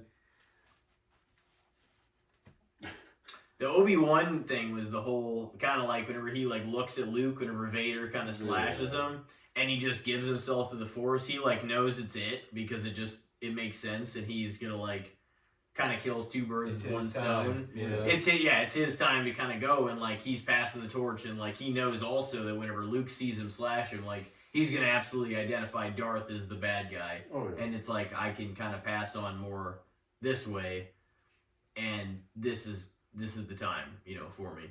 And I saw that kind of story written, shown and talked about, and of course Cena always puts stuff with no context on Instagram, and his picture after that story was posted was Obi-Wan Kenobi giving the side eye to to like Luke whenever he sees him, and like because he has a smirk on his face right before he like calls it, and he's just like it's well calculated. It's just done like for a purpose. Because even some people in Star Wars showed like, right into his face too. Yeah. Whenever he tapped. Like, Yep. And he's like he kind of knew it was right, and then he just go out. I mean, it's purpose. I'm gonna say fair. Actually, it's not necessarily as I've said like the way I would have booked it, but I do think there's an art to doing it that way and kind of being like, the poetic irony aspect of it. Like, yeah, I gave it my best shot, but now it's time for the, kind of the new generation and the new kind of era to make their way in, and for him to go out. So I don't know. It wasn't. I don't know if it was as ideal as some of the other guys like last initial matches that they had, but I think it kind of works for John in a way, So it's been 2 months. Yep. No And more he's Cena. retired AJ Styles since then as well. Yep. What do you think of that? Well, no, he's supposed to have another match with TNA too, isn't he? I have no idea. So, I mean, technically, there's been like rumors, but like, I don't know if he will or not. I hope he does end it, like with TNA, because he was the face of that company for years. Like him, Samoa Joe, and shit, who else? Like those were the main two big stars. There was other ones that were really big too, but those were like the big guys at TNA. I would hope that they would end in TNA, especially because how close everything is now, that they would go ahead and let them end there. Yeah. I don't know. I mean, he might. If that's like what he wants to do, then I say do it. But it's just they're doing like they have like a whole tribute line of shirts out that are like thank you AJ. Yeah, They're doing like tribute night for him in his hometown tonight, I think, actually, on Raw. So it's like them doing a tribute night for him on Raw makes me think maybe he's gonna have another match, like his last match at Mania or something, but he might just really be done, and they're just doing all these special things for him. Mm-hmm. Because like Triple H made it sound like he didn't want him to leave yet, like he wanted him to work for the rest of the year, and AJ was like not wanting to. So I don't know, unless they're just all of it's a work, so it could all be a lie. Might be a plan for him to have a Mania match still against Gunther. Just to take another L. Yep. The official end. Do we get a conclusion on the... Yeah, I said fair, and you said fair. Okay. You want me to throw mine out there? Yeah. I actually switched mine up right in the middle of this. We talked briefly about it, and I know you just in passing just fucking disregarded this person. But it was wrestling related, and I was like, I'll just switch it up to this then. What do you guys think of a Chris Jericho return to WWE? It hasn't happened yet, but obviously we know it's probably coming. In between now, I thought it was going to happen at Rumble. I did too. We thought he was going to be like a random like Rumble entrant. Aren't they saying the whole box thing is him too? Yeah. That could I be thought a that was Jericho going to be thing. him. As soon as I Open saw up that box, chamber too. I thought it would be him. I really think he's coming back. It seems kind of like a thing he would do, like Yeah. a YTV. But yeah, so a Chris Jericho countdown return, overrated, underrated, or fair? It's inevitable, so we can kind of judge it a little before it happens, I I guess. find Here. it fair because I want it to happen, and He's going to end his career there, I think. yeah, I mean officially. it's understandable why. Biggest company Yeah. in the history of the world. And he was around for a long time in it. Yeah. Shit, didn't he Had left? some historic matches there. He left WCW for WWF, Yeah, didn't he? and he debuted in like August '99. Yeah, so it'd just be. I mean, especially because he's really getting there. Like he's close to done, like everybody else is. There's gonna be so many like goodbye tours, Oh, so close together, basically. Well, because everybody's the same age. Like friggin' Yeah, they're all in their like late 40s, early 50s. how like Randy Orton. Gunther's just gonna retire all of them. They're just gonna all come back and get retired by I Gunther. fucking hope not. I swear to God. He's like, I make them all tap out like little bitches. All of them. Who's Chris Jericho? Is he gonna have a match at Mania though? He has. Who would it be? I don't know. That's what I was wondering. Who? I'm trying because I really haven't watched. Gunther's gonna retire him there. I really haven't watched First like match back. how he moves now. Like since he's gotten older and stuff, I haven't been watching. You haven't seen any AEW in a while? Nah. No, I mean I haven't watched too much. So I don't know how well he moves. So I don't know who he could really like. Mesh well with. Yeah. Yeah. I don't know. I mean, I think he probably will want to work with some of the younger talent that he. Shit. Kevin Owens, I'm throwing that out there. Although Kevin Owens is He's still been got a room out, to recovery too. Yeah. Bad I know neck that would injury. be sick though. Did he get hurt bad? And Yeah. neck. Yeah, it's a pretty serious injury. So he's He's been out for like what, a year? Over a year yeah, now? that's like to be determined. We don't even know I mean, when or how. If there was somebody to like, that would probably be if he wasn't injured, that'd be like my number one pick for who. Yeah, I mean they had that History. friendship Yeah. turned rival. I mean, they had a match at WrestleMania. yeah. It's one thing Jericho was pissed about because they went on second. Yeah. And they did have probably like one of the better stories leading into all that. Yeah. Because everybody was fucking hurt and everything too. Yeah, yeah. But who? Like, I really don't see him. There's not too many guys. I don't think he would. Because you would have to think he'd do a one-on-one match. Yeah, I don't think he's doing I don't a know tag who. team or a freaking triple threat or anything like that. Like, it's gonna be one-on-one if he. Shit, he might be going up against Drew McIntyre, WrestleMania. No. There's already, that's just too polluted of a picture on the WWE title at this point, I feel like. Cody, What Randy. about Dom Mysterio? Oh, dude. That could happen. I think the IC belt, because he has a lot of history with that belt too.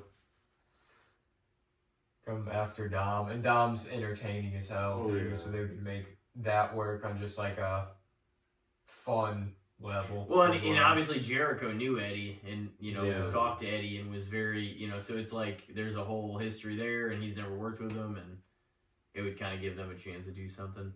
That'd be pretty cool. Yeah, that would be. Unexplored territory. Yeah. So what was the topic? Chris Jericho's return to WWE. Overrated, underrated, or fair? I think it's fair. Yeah, I think that it should happen, but I think it will happen. Like, it might. again, I don't know if we'll be around for more than What if it happens this August Saturday? 26th. It might.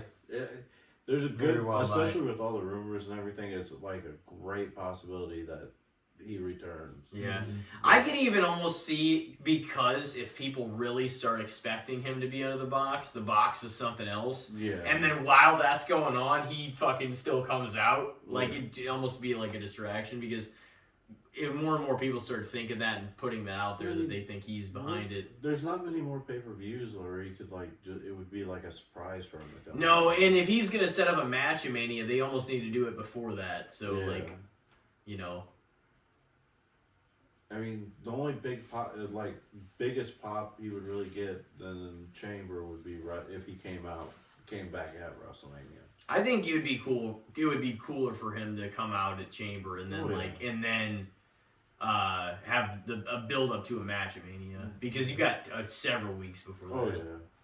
I mean, shit. There's nothing in March, and we don't get Mania until like mid-April. So That's a lot. it's like Some 6 kind of weeks, Saturday 7 night's weeks. Main event, I'm sure.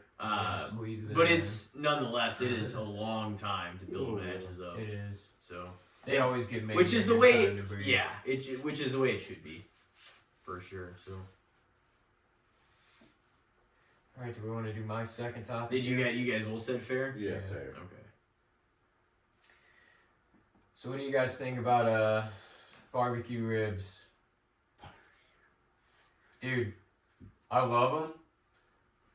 So expensive, so messy. Is there really enough meat? There's a lot of bone. Where are you They going? taste so good. I don't know, just standard barbecue place. Standard barbecue place, okay, then you're ass, but you gotta go to a real barbecue place if you want good ribs, like fall off the bone, a lot of meat, good ribs, like Kansas City, freaking Texas is supposed to be one of the best barbecue places ever. You know, I don't live there, you know? That's the problem. Well, you gotta like, you can't bait, like, because everywhere else it's just like cheap. Where's a place in specific that you're like, this place has got some Kansas, fucking banger ribs? Kansas City ribs are fucking good, and there's a lot of meat on it. Probably the best ribs I've ever had. What, like a bar and there's or like a restaurant place? There's a few restaurants there that have just make really good fucking ribs. Mm. Yeah, I mean, I feel like ribs, always good. Yeah, they always, but yeah, they're typically one of the more expensive things on the menu. Yeah. Well, and I mean, it's a lot of just sauce and bone, too. Like I said, it depends where you go. You go to a good place, you're not gonna have just sauce and bone. You're gonna have actual meat on there. That's a good chunk of meat too. Yeah, I mean, there certainly would be a difference in going to like a good old barbecue joint than like a sit down family dinner. Yeah. You know, where you're like, oh, I'm gonna get the ribs, I think. Complain at the Bob Evans over your ribs. Then it's like, what do you expect? Yeah. Oh shit. Barbecue ribs, huh? Yeah. I'm Do you gonna order very much? You get not. I mean, not like really is my main thing. Like I like ribs, but Well, you're gonna order a fucking steak. I would order a steak or like even like chicken wings, Yeah. but like before like ribs sometimes, because also like they sell out and stuff quick, and I mean I like them, but they're not like, you know, must have over a lot of the, you know, and certainly like I would rather have a steak than like ribs, you know. Yeah. So I might go fair for barbecue ribs. They're good, but they're not often my first choice. I want to try them if a place is known for them and they're like supposed to be really good, but they're also not often my favorite thing on the menu. I'll go fair just because if you actually go to a place that's actually known for ribs and stuff, you get good ribs. But you go to a shitty ass restaurant, you should expect to get shitty ass fucking nothing but bone ribs. Well, I mean, if you're gonna go to a place that's known for the thing, Yeah. I'd hope that thing's good. Who's up next? Brendan. Barbecue rib. Okay.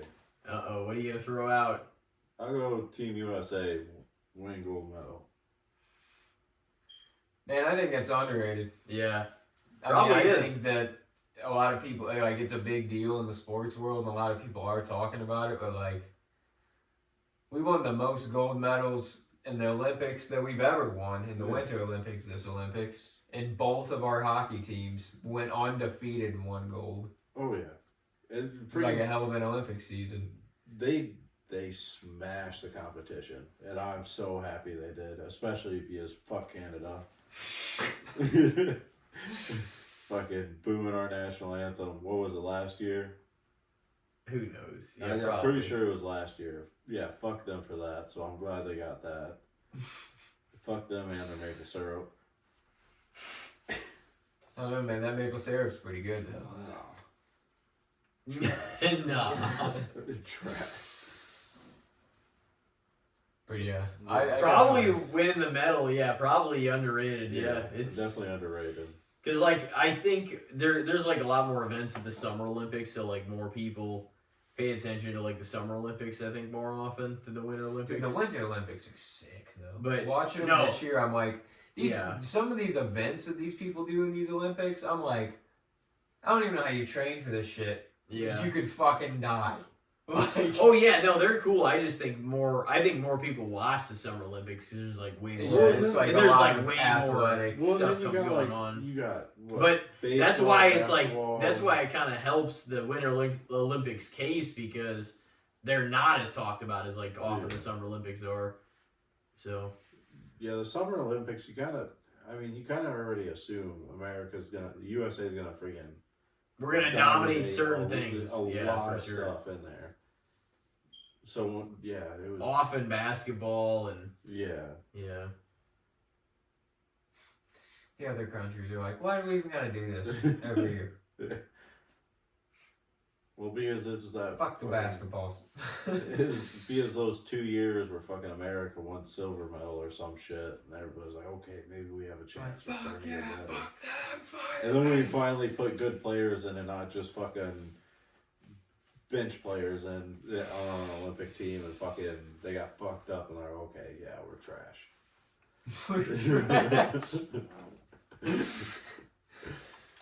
No, but dude, we had a hell of a Winter Olympics this year. Yeah. I mean, the USA's performance. It's like, it's hard to ever beat like Norway because of them fucking Norwegians and how they can ski and shit. I swear to God, dude. They're cross country skiing. Nobody does it like them. They have a guy that can go 10 miles an hour uphill, up a snowy hill on skis. 10 miles an hour. Nobody's gonna beat that guy. No. What? Didn't shit? Wasn't there like some the guy skater freaking did some like banned move that's been banned for like 50 years? Oh yeah, did a backflip. Yeah, freaking.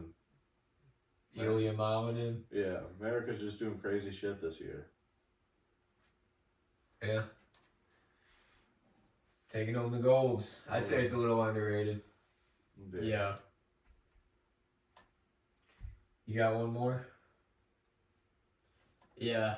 I just kind of pulled this one out of nowhere too, but I guess we were talking about like Yadier Molina. I guess was that off air before we came back on? So obviously we were spoiled for a long time. Oh yeah. And we had a great team, and our farm system was really good.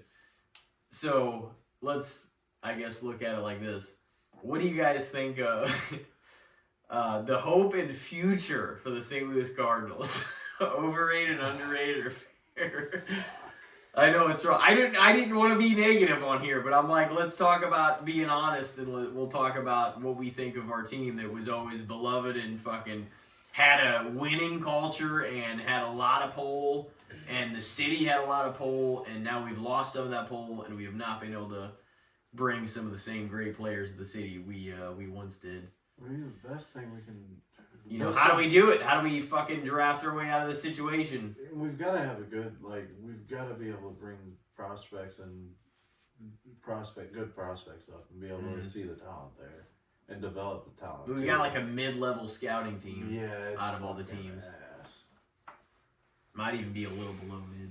I mean, shit. It's just not that big because we're like a smaller city. I think we're spoiled, man. We were just spoiled for so long, and it's like, I don't even really know if the outlook is.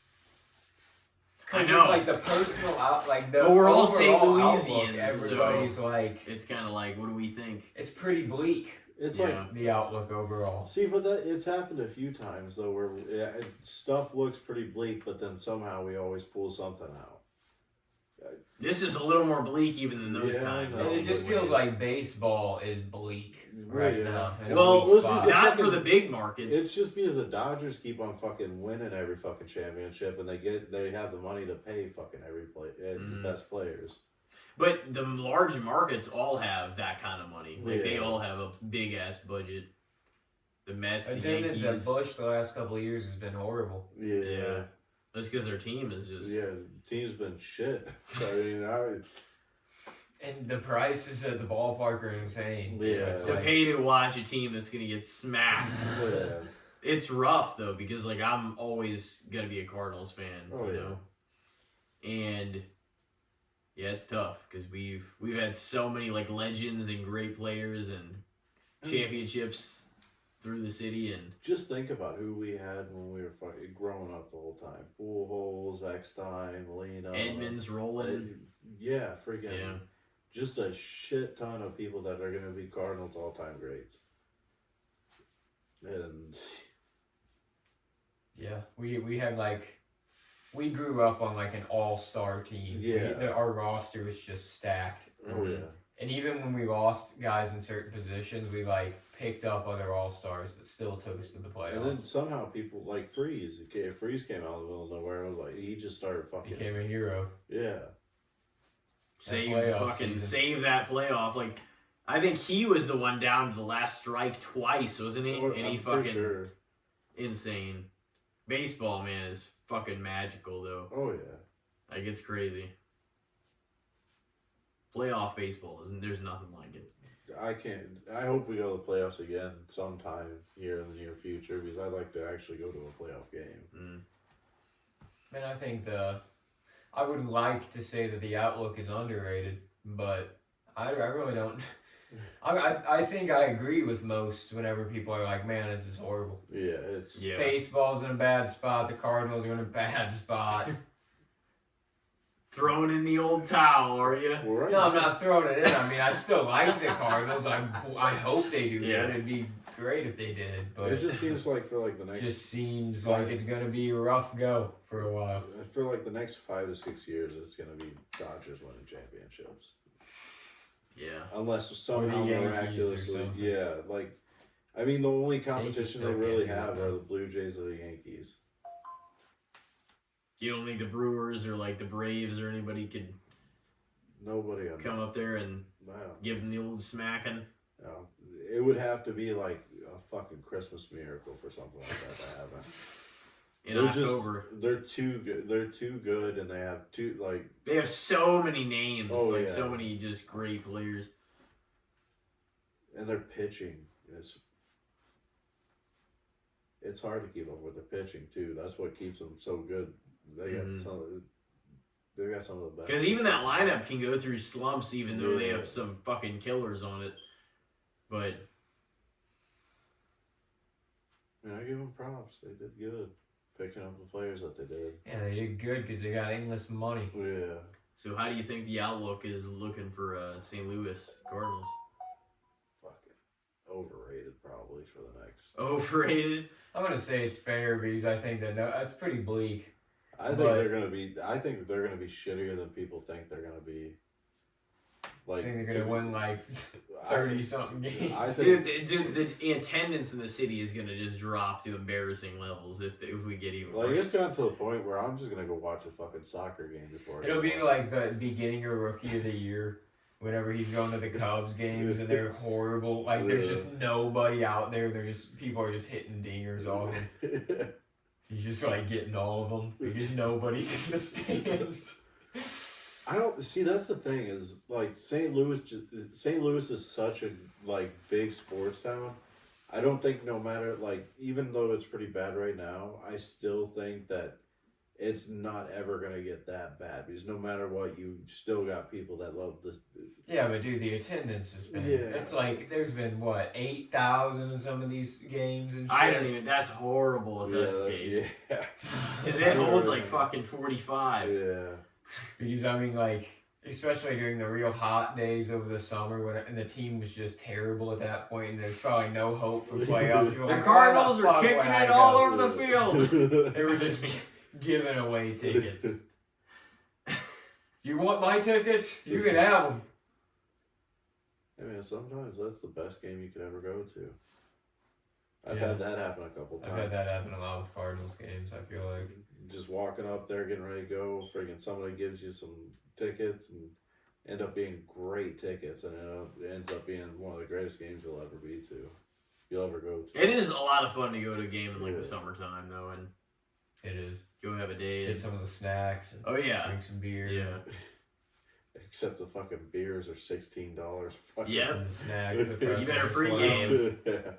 Well, no, friggin' Ethan taught us one thing: fucking pack a bag. See, I didn't know you could actually pack a bag full of shit as long as it's not as long as it's closed And you can take it in with you. Isn't it like you have to pack a clear bag? No, it's like we put it in a backpack. He fucking had me carry a fucking backpack one time to a game. And they just looked in there, was like, okay, everything's sealed, you're good. Yeah, it's not a bad idea though. So what were you guys' final takes on the Cardinals? Ah, shit, I'll go fair. Fair, okay. Yeah, I didn't know what to make of it. I mean, well. I hope it's not as in the dumps as it feels like it's probably gonna be, but I guess we'll see. Like, I think they'll be worse than people expected. Because there's still that slight hope that everybody. Brennan said fucking like 5 years ago that the NFL was gonna end in like 3. It's like, do you remember that? Us 3, we had this discussion and you're like, no, I'm like, do you think they're actually gonna end the league? And you're like, probably more like, I don't know, 3 or 4 or something. It's like, no, we're here like fucking 5 years later, they're still around. It's going pretty strong. NFL is banging business. Yeah. It's the injury, like it almost would have. There would almost have to be something just crazy that happened, or like, some proof that came out of something really negative. Even more so than we know about, like the bumps and injuries that NFL players like that have that. Or we'd have to see an injury so gruesome that everybody would be like, "Oh my god, this is fucked." Well, but it's still like twisted back. But it's still like to die on the field. Like he didn't die. No, he fucking died on the goddamn field. His heart stopped. He came back though. Yeah, he came back, but he died on the fucking field. I mean, but that was a freak accident too. It was like that guy had some kind of dysrhythmia, something with his heart, and he got hit directly on the heart. Yeah.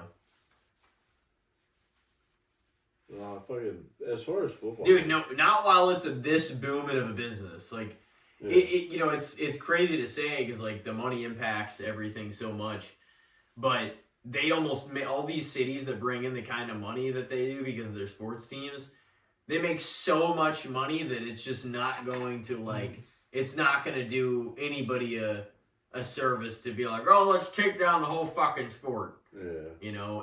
It would almost take an unfathomable amount of just underlying dirty, scandalous shit, I feel like, between NFL owners for them to try to shut the whole fucking thing down. You know what I mean? Even beyond injuries. Because, like, even if it was one gruesome accident that everybody was like, oh my god, that was fucked up, they would still be like, well, that was an outlier. Yeah. Let's fucking continue and let's make sure that this doesn't happen. You know what I mean? You can always kind of be like, because they do take more precautions, but still there's a shitload of people tearing joints and ACLs and they found Achilles. out that the turf is what's tearing ACLs and shit. They're getting ready to say, from what I understand, fuck the turf anyway. They're starting to think about bringing grass fields back because it's a lot better and safer for athletes. I know. Well, it's always like the back and forth because at first it was like they thought that the grass was bad because it could get all like muddy and people get stuck in it, and that's how they would tear shit. But they will maintain all of it. Yeah. So but it's like, and now it's people are saying that about turf, like, oh, turf, it's not as forgiving, it's too hard. It's snagging too. It is way more like. Yeah. I think there's positives and negatives to both, but I kind of just like football as natural as possible. I like it to be outdoors, grass field. It just feels, that's the sport, That's why I don't want them to, like, they're trying to eventually do away with all the outdoor stadiums. They're all going to be in domes eventually. That's just arena football. The Chiefs' new stadium, it's going to be all an these indoor ideas stadium too. And Buffalo Stadium is going to be indoors. That's like, they had one of the best snow stadiums there was. I'm going to have to, St. Louis is going to have to get a football team again. Because Chiefs are moving to Kansas. Can't root for them. They're all leaving us, man. They're all leaving the city. We need a good football team again. I really don't feel all like... the football teams, they're like, we got to get out of this fucking city. They're out of this state. They don't have any money. Well, it's not that we They don't can have support the- us. it's A not lot that- of big companies have left this state over the last like 10 years, though. It's not that we don't have the money; it's that we won't change tax codes to favor them. That's the biggest thing. We're not gonna fucking bend to the billionaires. I mean, if you want any kind of sports team, you're gonna have some kind of leading way. We're not gonna let the Cardinals and Blues walk. No, we'll never do that. But to be honest with you, I'm surprised they let the Chiefs walk. Yeah. Because I mean, that's not us though. That's Kansas City. That's on them. well, I mean, it's still Missouri, friggin'. That's on them though. I don't claim them. No, we just let a whole football team move to LA We did do so that. that they could Move have back to LA. Yeah, Stan Kroenke. fuck Fuck him. dude. Fucking piece of shit. And then they got good. So Yeah. fuck them. Took home a trophy. Well, that's what they did that on purpose. They fucking had a Yeah, they shitty ass- tanked us for yeah, sure. they tanked us just so nobody would want to go to games and that they could move to fucking LA. Didn't update the stadium. No. They wanted to like way overcharge and put it in a space like it's like there's no way St. Louis is gonna be able to support this shit. No. The plan for the stadium that they had, he knew that shit, especially with the attendance that they had. Shit, I guess I'll have to go watch more Battle Lock games this year. Yeah. Have you seen any live? Nah. Really? No, because I was stuck with NFL, was with the Chiefs. Now Chiefs are leaving. I gotta stick with Missouri team. They're not gonna be in Missouri anymore. And I know people are like, oh, they're just going literally right across the line. It's the same city, it's just a different place. It's like, yeah, but it's gonna be completely different. The stadium's nothing's like that old Chiefs stadium. Friggin' It's connected to the parking lot of Kauffman Stadium too. Like, I wish they wouldn't have moved it. Like, I understood the baseball team moving, but they could have literally done so much with, especially with the baseball team moving out. They could have done so much with that land. Yeah. Guess we'll never know. Chiefs are on their way, packing their bags. Like, Isn't it not until See you later. 2031? Yeah, they'll be here for a while. Yeah, it's like I think they've got like 5 or 6 years. But it's kind of like that's the shitty era. Whenever you know a team is leaving, and then you have like 5 seasons with them still, like that Oakland had with their teams and shit. It's just like because then people kind of lose interest for a few years, and then it's like the last handful of games they pack out the stadium because everybody's like, "Fuck, they're leaving for good." Especially for a team. It won't really change much with the Chiefs, though. Especially for most anyone in Kansas City and around that area. No, we just need to get a shit. It's either get a football team, watch more fucking Battlehawks football, or just watch NFL. NFL's great. No, just fucking go watch soccer. Fucking Nah, fuck that. Yeah, if you want to, take a midday nap. Oh, dude, I want to go watch some soccer games here this year. Friggin' actually go to a few. Yeah. Yeah, I hear that they do pretty well, like up there. We actually drove by their stadium on accident. Remember, we were going to Backlash. Oh yeah, And it looked really nice. It did look really nice. The team's been pretty good. Ever since we started, the team's been pretty good. I mean, we don't have a bad team. Yeah, it could be interesting. It would be kind of cool to see a game there just to check out the stadium. Yeah.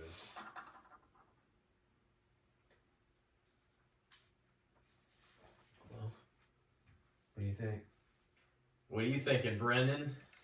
How you feeling Pretty good. at this point in the night? Tired, but feeling good. Oh yeah. No, That's way more. damn. Well. So what are you thinking going into WrestleMania? You think CM Punk fucking retains the title against Roman Reigns? Yes. 100% yeah. Did you even think about it? Yeah. You think he's gonna hold on to the title? Yeah. I don't, because, I don't know. Fucking, I still can't really decide. I think yes. See, the thing is, Seth might have something to do with this, but like he doesn't like either one of them, so I don't know who he would fuck over and who he would favor, even if he does do something. I think Roman's close to being out the door here soon too. He'll have a few years. He's definitely gonna hold the title again before he leaves. I guess because he doesn't really. He's not out there every night like he used to be. So I guess he could. He's only going to be around at like the big shows and stuff. Yeah. He's presented as more of a draw. Yeah. Not too long ago. Yeah. Shit, I remember when people fucking hated him. Whenever he was shoved down everybody's throats. Yeah, everybody, god damn it. You needed to accept him, pal. Yeah. Fuck no. Honestly, probably fucking pandemic was probably the best thing that ever happened. Oh, it was. He benefited. There's almost nobody in general that benefited more from the pandemic than fucking Roman did. His career fucking took off because everybody loved him then. The Bloodline story was just probably one of the greatest stories. They had the time to sort of like craft it behind the scenes, like when there wasn't a lot of people in attendance, and they could kind of make it, start to become what it became. And it also helped out that fucking him and Kevin Owens put on some fucking great matches around that time. The pandemic era. Yeah. Because it was him and Kevin for a lot of those matches in there. And that's when Sammy got involved and became the honorary Oos and stuff. And whenever Drew beat Brock for the belt. Fucking goddamn. No, dude, Drew, he honestly, especially if it is a triple threat or fatal four-way, Drew's absolutely walking back out of Mania with the title. No, I don't think he's the heel almost always leaves a multi-person match still with the title if they go in that way. I don't think he walks out with it. I don't like him. I don't want him to walk out with it. I know you don't like him, but he's just. You think you're whoop his ass, huh? No, there's just nothing. Like it doesn't like. I can kick your ass. Watching him doesn't give me any kind of excitement or anything. Like everybody else, I can kind of get like hyped up, get going, but I can't do that with his matches. Yeah, I mean, that's wrestling though, Yeah. Not every wrestler's gonna be for you. You're not gonna get everybody. That's kind of how I feel too. I'm like, there's certain wrestlers that I'm like, I'm not a big fan, but I'm like, clearly some people are because they're semi-over. They're over. It's working. So it's kind of cool about wrestling. It sort of is different flavors, But you also can't trust it too because it seems like every time Drew never really has a title that long. I mean, shit, what's the longest he's actually held it? Through the pandemic stuff. Was it? It wasn't even that long when he held it. Yeah, I feel like that's it wasn't super long. But they've never let him hold the title longer than a year, I think. Long shotting it without knowing what the men's match is going to be, I would say, especially if it's a triple threat or a fatal four-way, I would say Drew retains and Roman Reigns beats CM Punk for the title. Long shotting it. We're still, even Chamber hasn't happened yet, but that's what I feel like will happen at this moment. See, I think if it's Drew, especially if it's more than just Drew versus one other person. Who's in the chamber? Who's all in the chamber?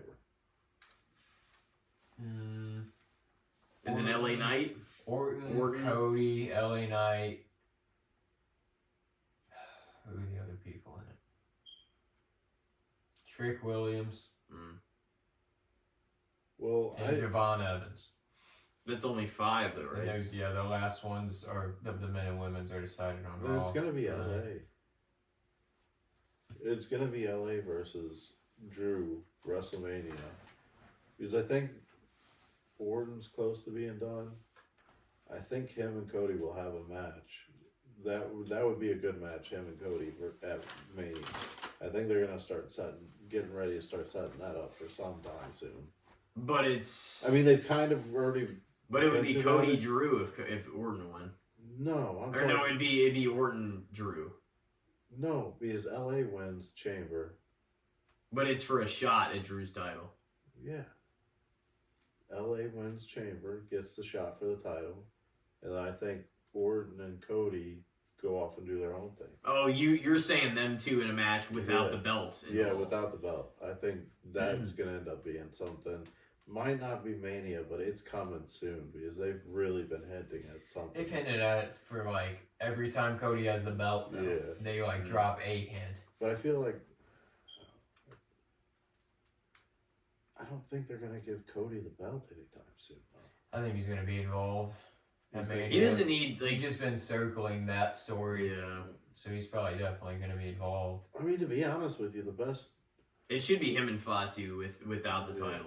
But see, that's the thing with Cody is the only time I really feel something about his shit is when it has something to do with like the bloodline or something like that. Like, I feel that's when I can actually get behind the story and everything. But when it's him and Drew, it's like, okay, I don't fucking care. Him and anybody else, like, it's like. Well, you don't like Drew either, though. Well, no, it's everybody else. I feel like the only time he has like a really, really good storyline is when he's with the bloodline, doing something with the bloodline, or it's somebody in that like family. Big bloodline guy. Who, me? Yeah. No, I'm just saying. Like I fucking. No, they really did have probably one of the best stories of the past 5 years. The bloodline. But it's also getting old too, so. I mean, it hasn't really They're been pretty anything broken much out for the now. last year or two.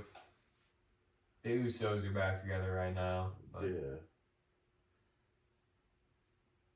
But now everybody's kind of on their own quest, and it's been that way for a while. Yeah, I mean, I guess we'll see. We don't really know too much about the card yet, though. Yeah. So we'll have to kind of Chamber. Chamber will unveil more, and like we put some said, stuff into place. like we said a few episodes ago, is like, you know, things changed like Chamber the last couple of years, because last year Cena turned heel. The year before that, Rock kind of aligned himself with Roman, and like they did that whole Bloodline versus Seth and Cody match. When the fuck is that and gonna all play that. out? What, like Rock and Roman? Yeah, like Never. fucking, never. I mean, hopefully it happens. like they but fucking did something, and then WrestleMania came around, and he fucking showed up for like 1 or 2 shows after that, and then nothing. Just the story didn't go fucking nowhere. I'm like, what? Yeah, he just kind of dips out. What You know? was the final boss. Like, I understand, like everybody said he was gonna be gone for a little bit because of the movies and shit he was doing, Mm-hmm. and I understood that, but it's like, fuck, it's been like. Well, he came back and inserted himself for a little bit of Mania 41, and then just kind of dipped again. It's just, it's like what, like, fuck. Yeah, we'll see though. Yeah. It's definitely shaping up more and more. We'll definitely see what happens at Chamber this Saturday. For sure will. You know. Well, Brennan, the hour is growing late, so might have to let you off this pod here in a second. Want to thank you for coming back on. Yeah. It's been a great many years, but we're glad to have you back. I've only seen you, you know, inside of a few times in the last few years, but we'll have to change that, and you know, I'm sure we've got some shit to do still. Got some wrestling to watch this weekend, hanging out to do. All of us. It'll be fun. And Good times. Your first solo episode is in the books. Yeah. How about that? Thank you guys for having me. Yeah. Oh yeah. Thanks for coming on, man. Thanks for making it. Thanks for showing up. Oh yeah. So, alrighty. Well, ladies and gentlemen, this is Brendan Michalsen on episode 218. We will see you next week. Take care of yourselves in the meantime. And have a good night.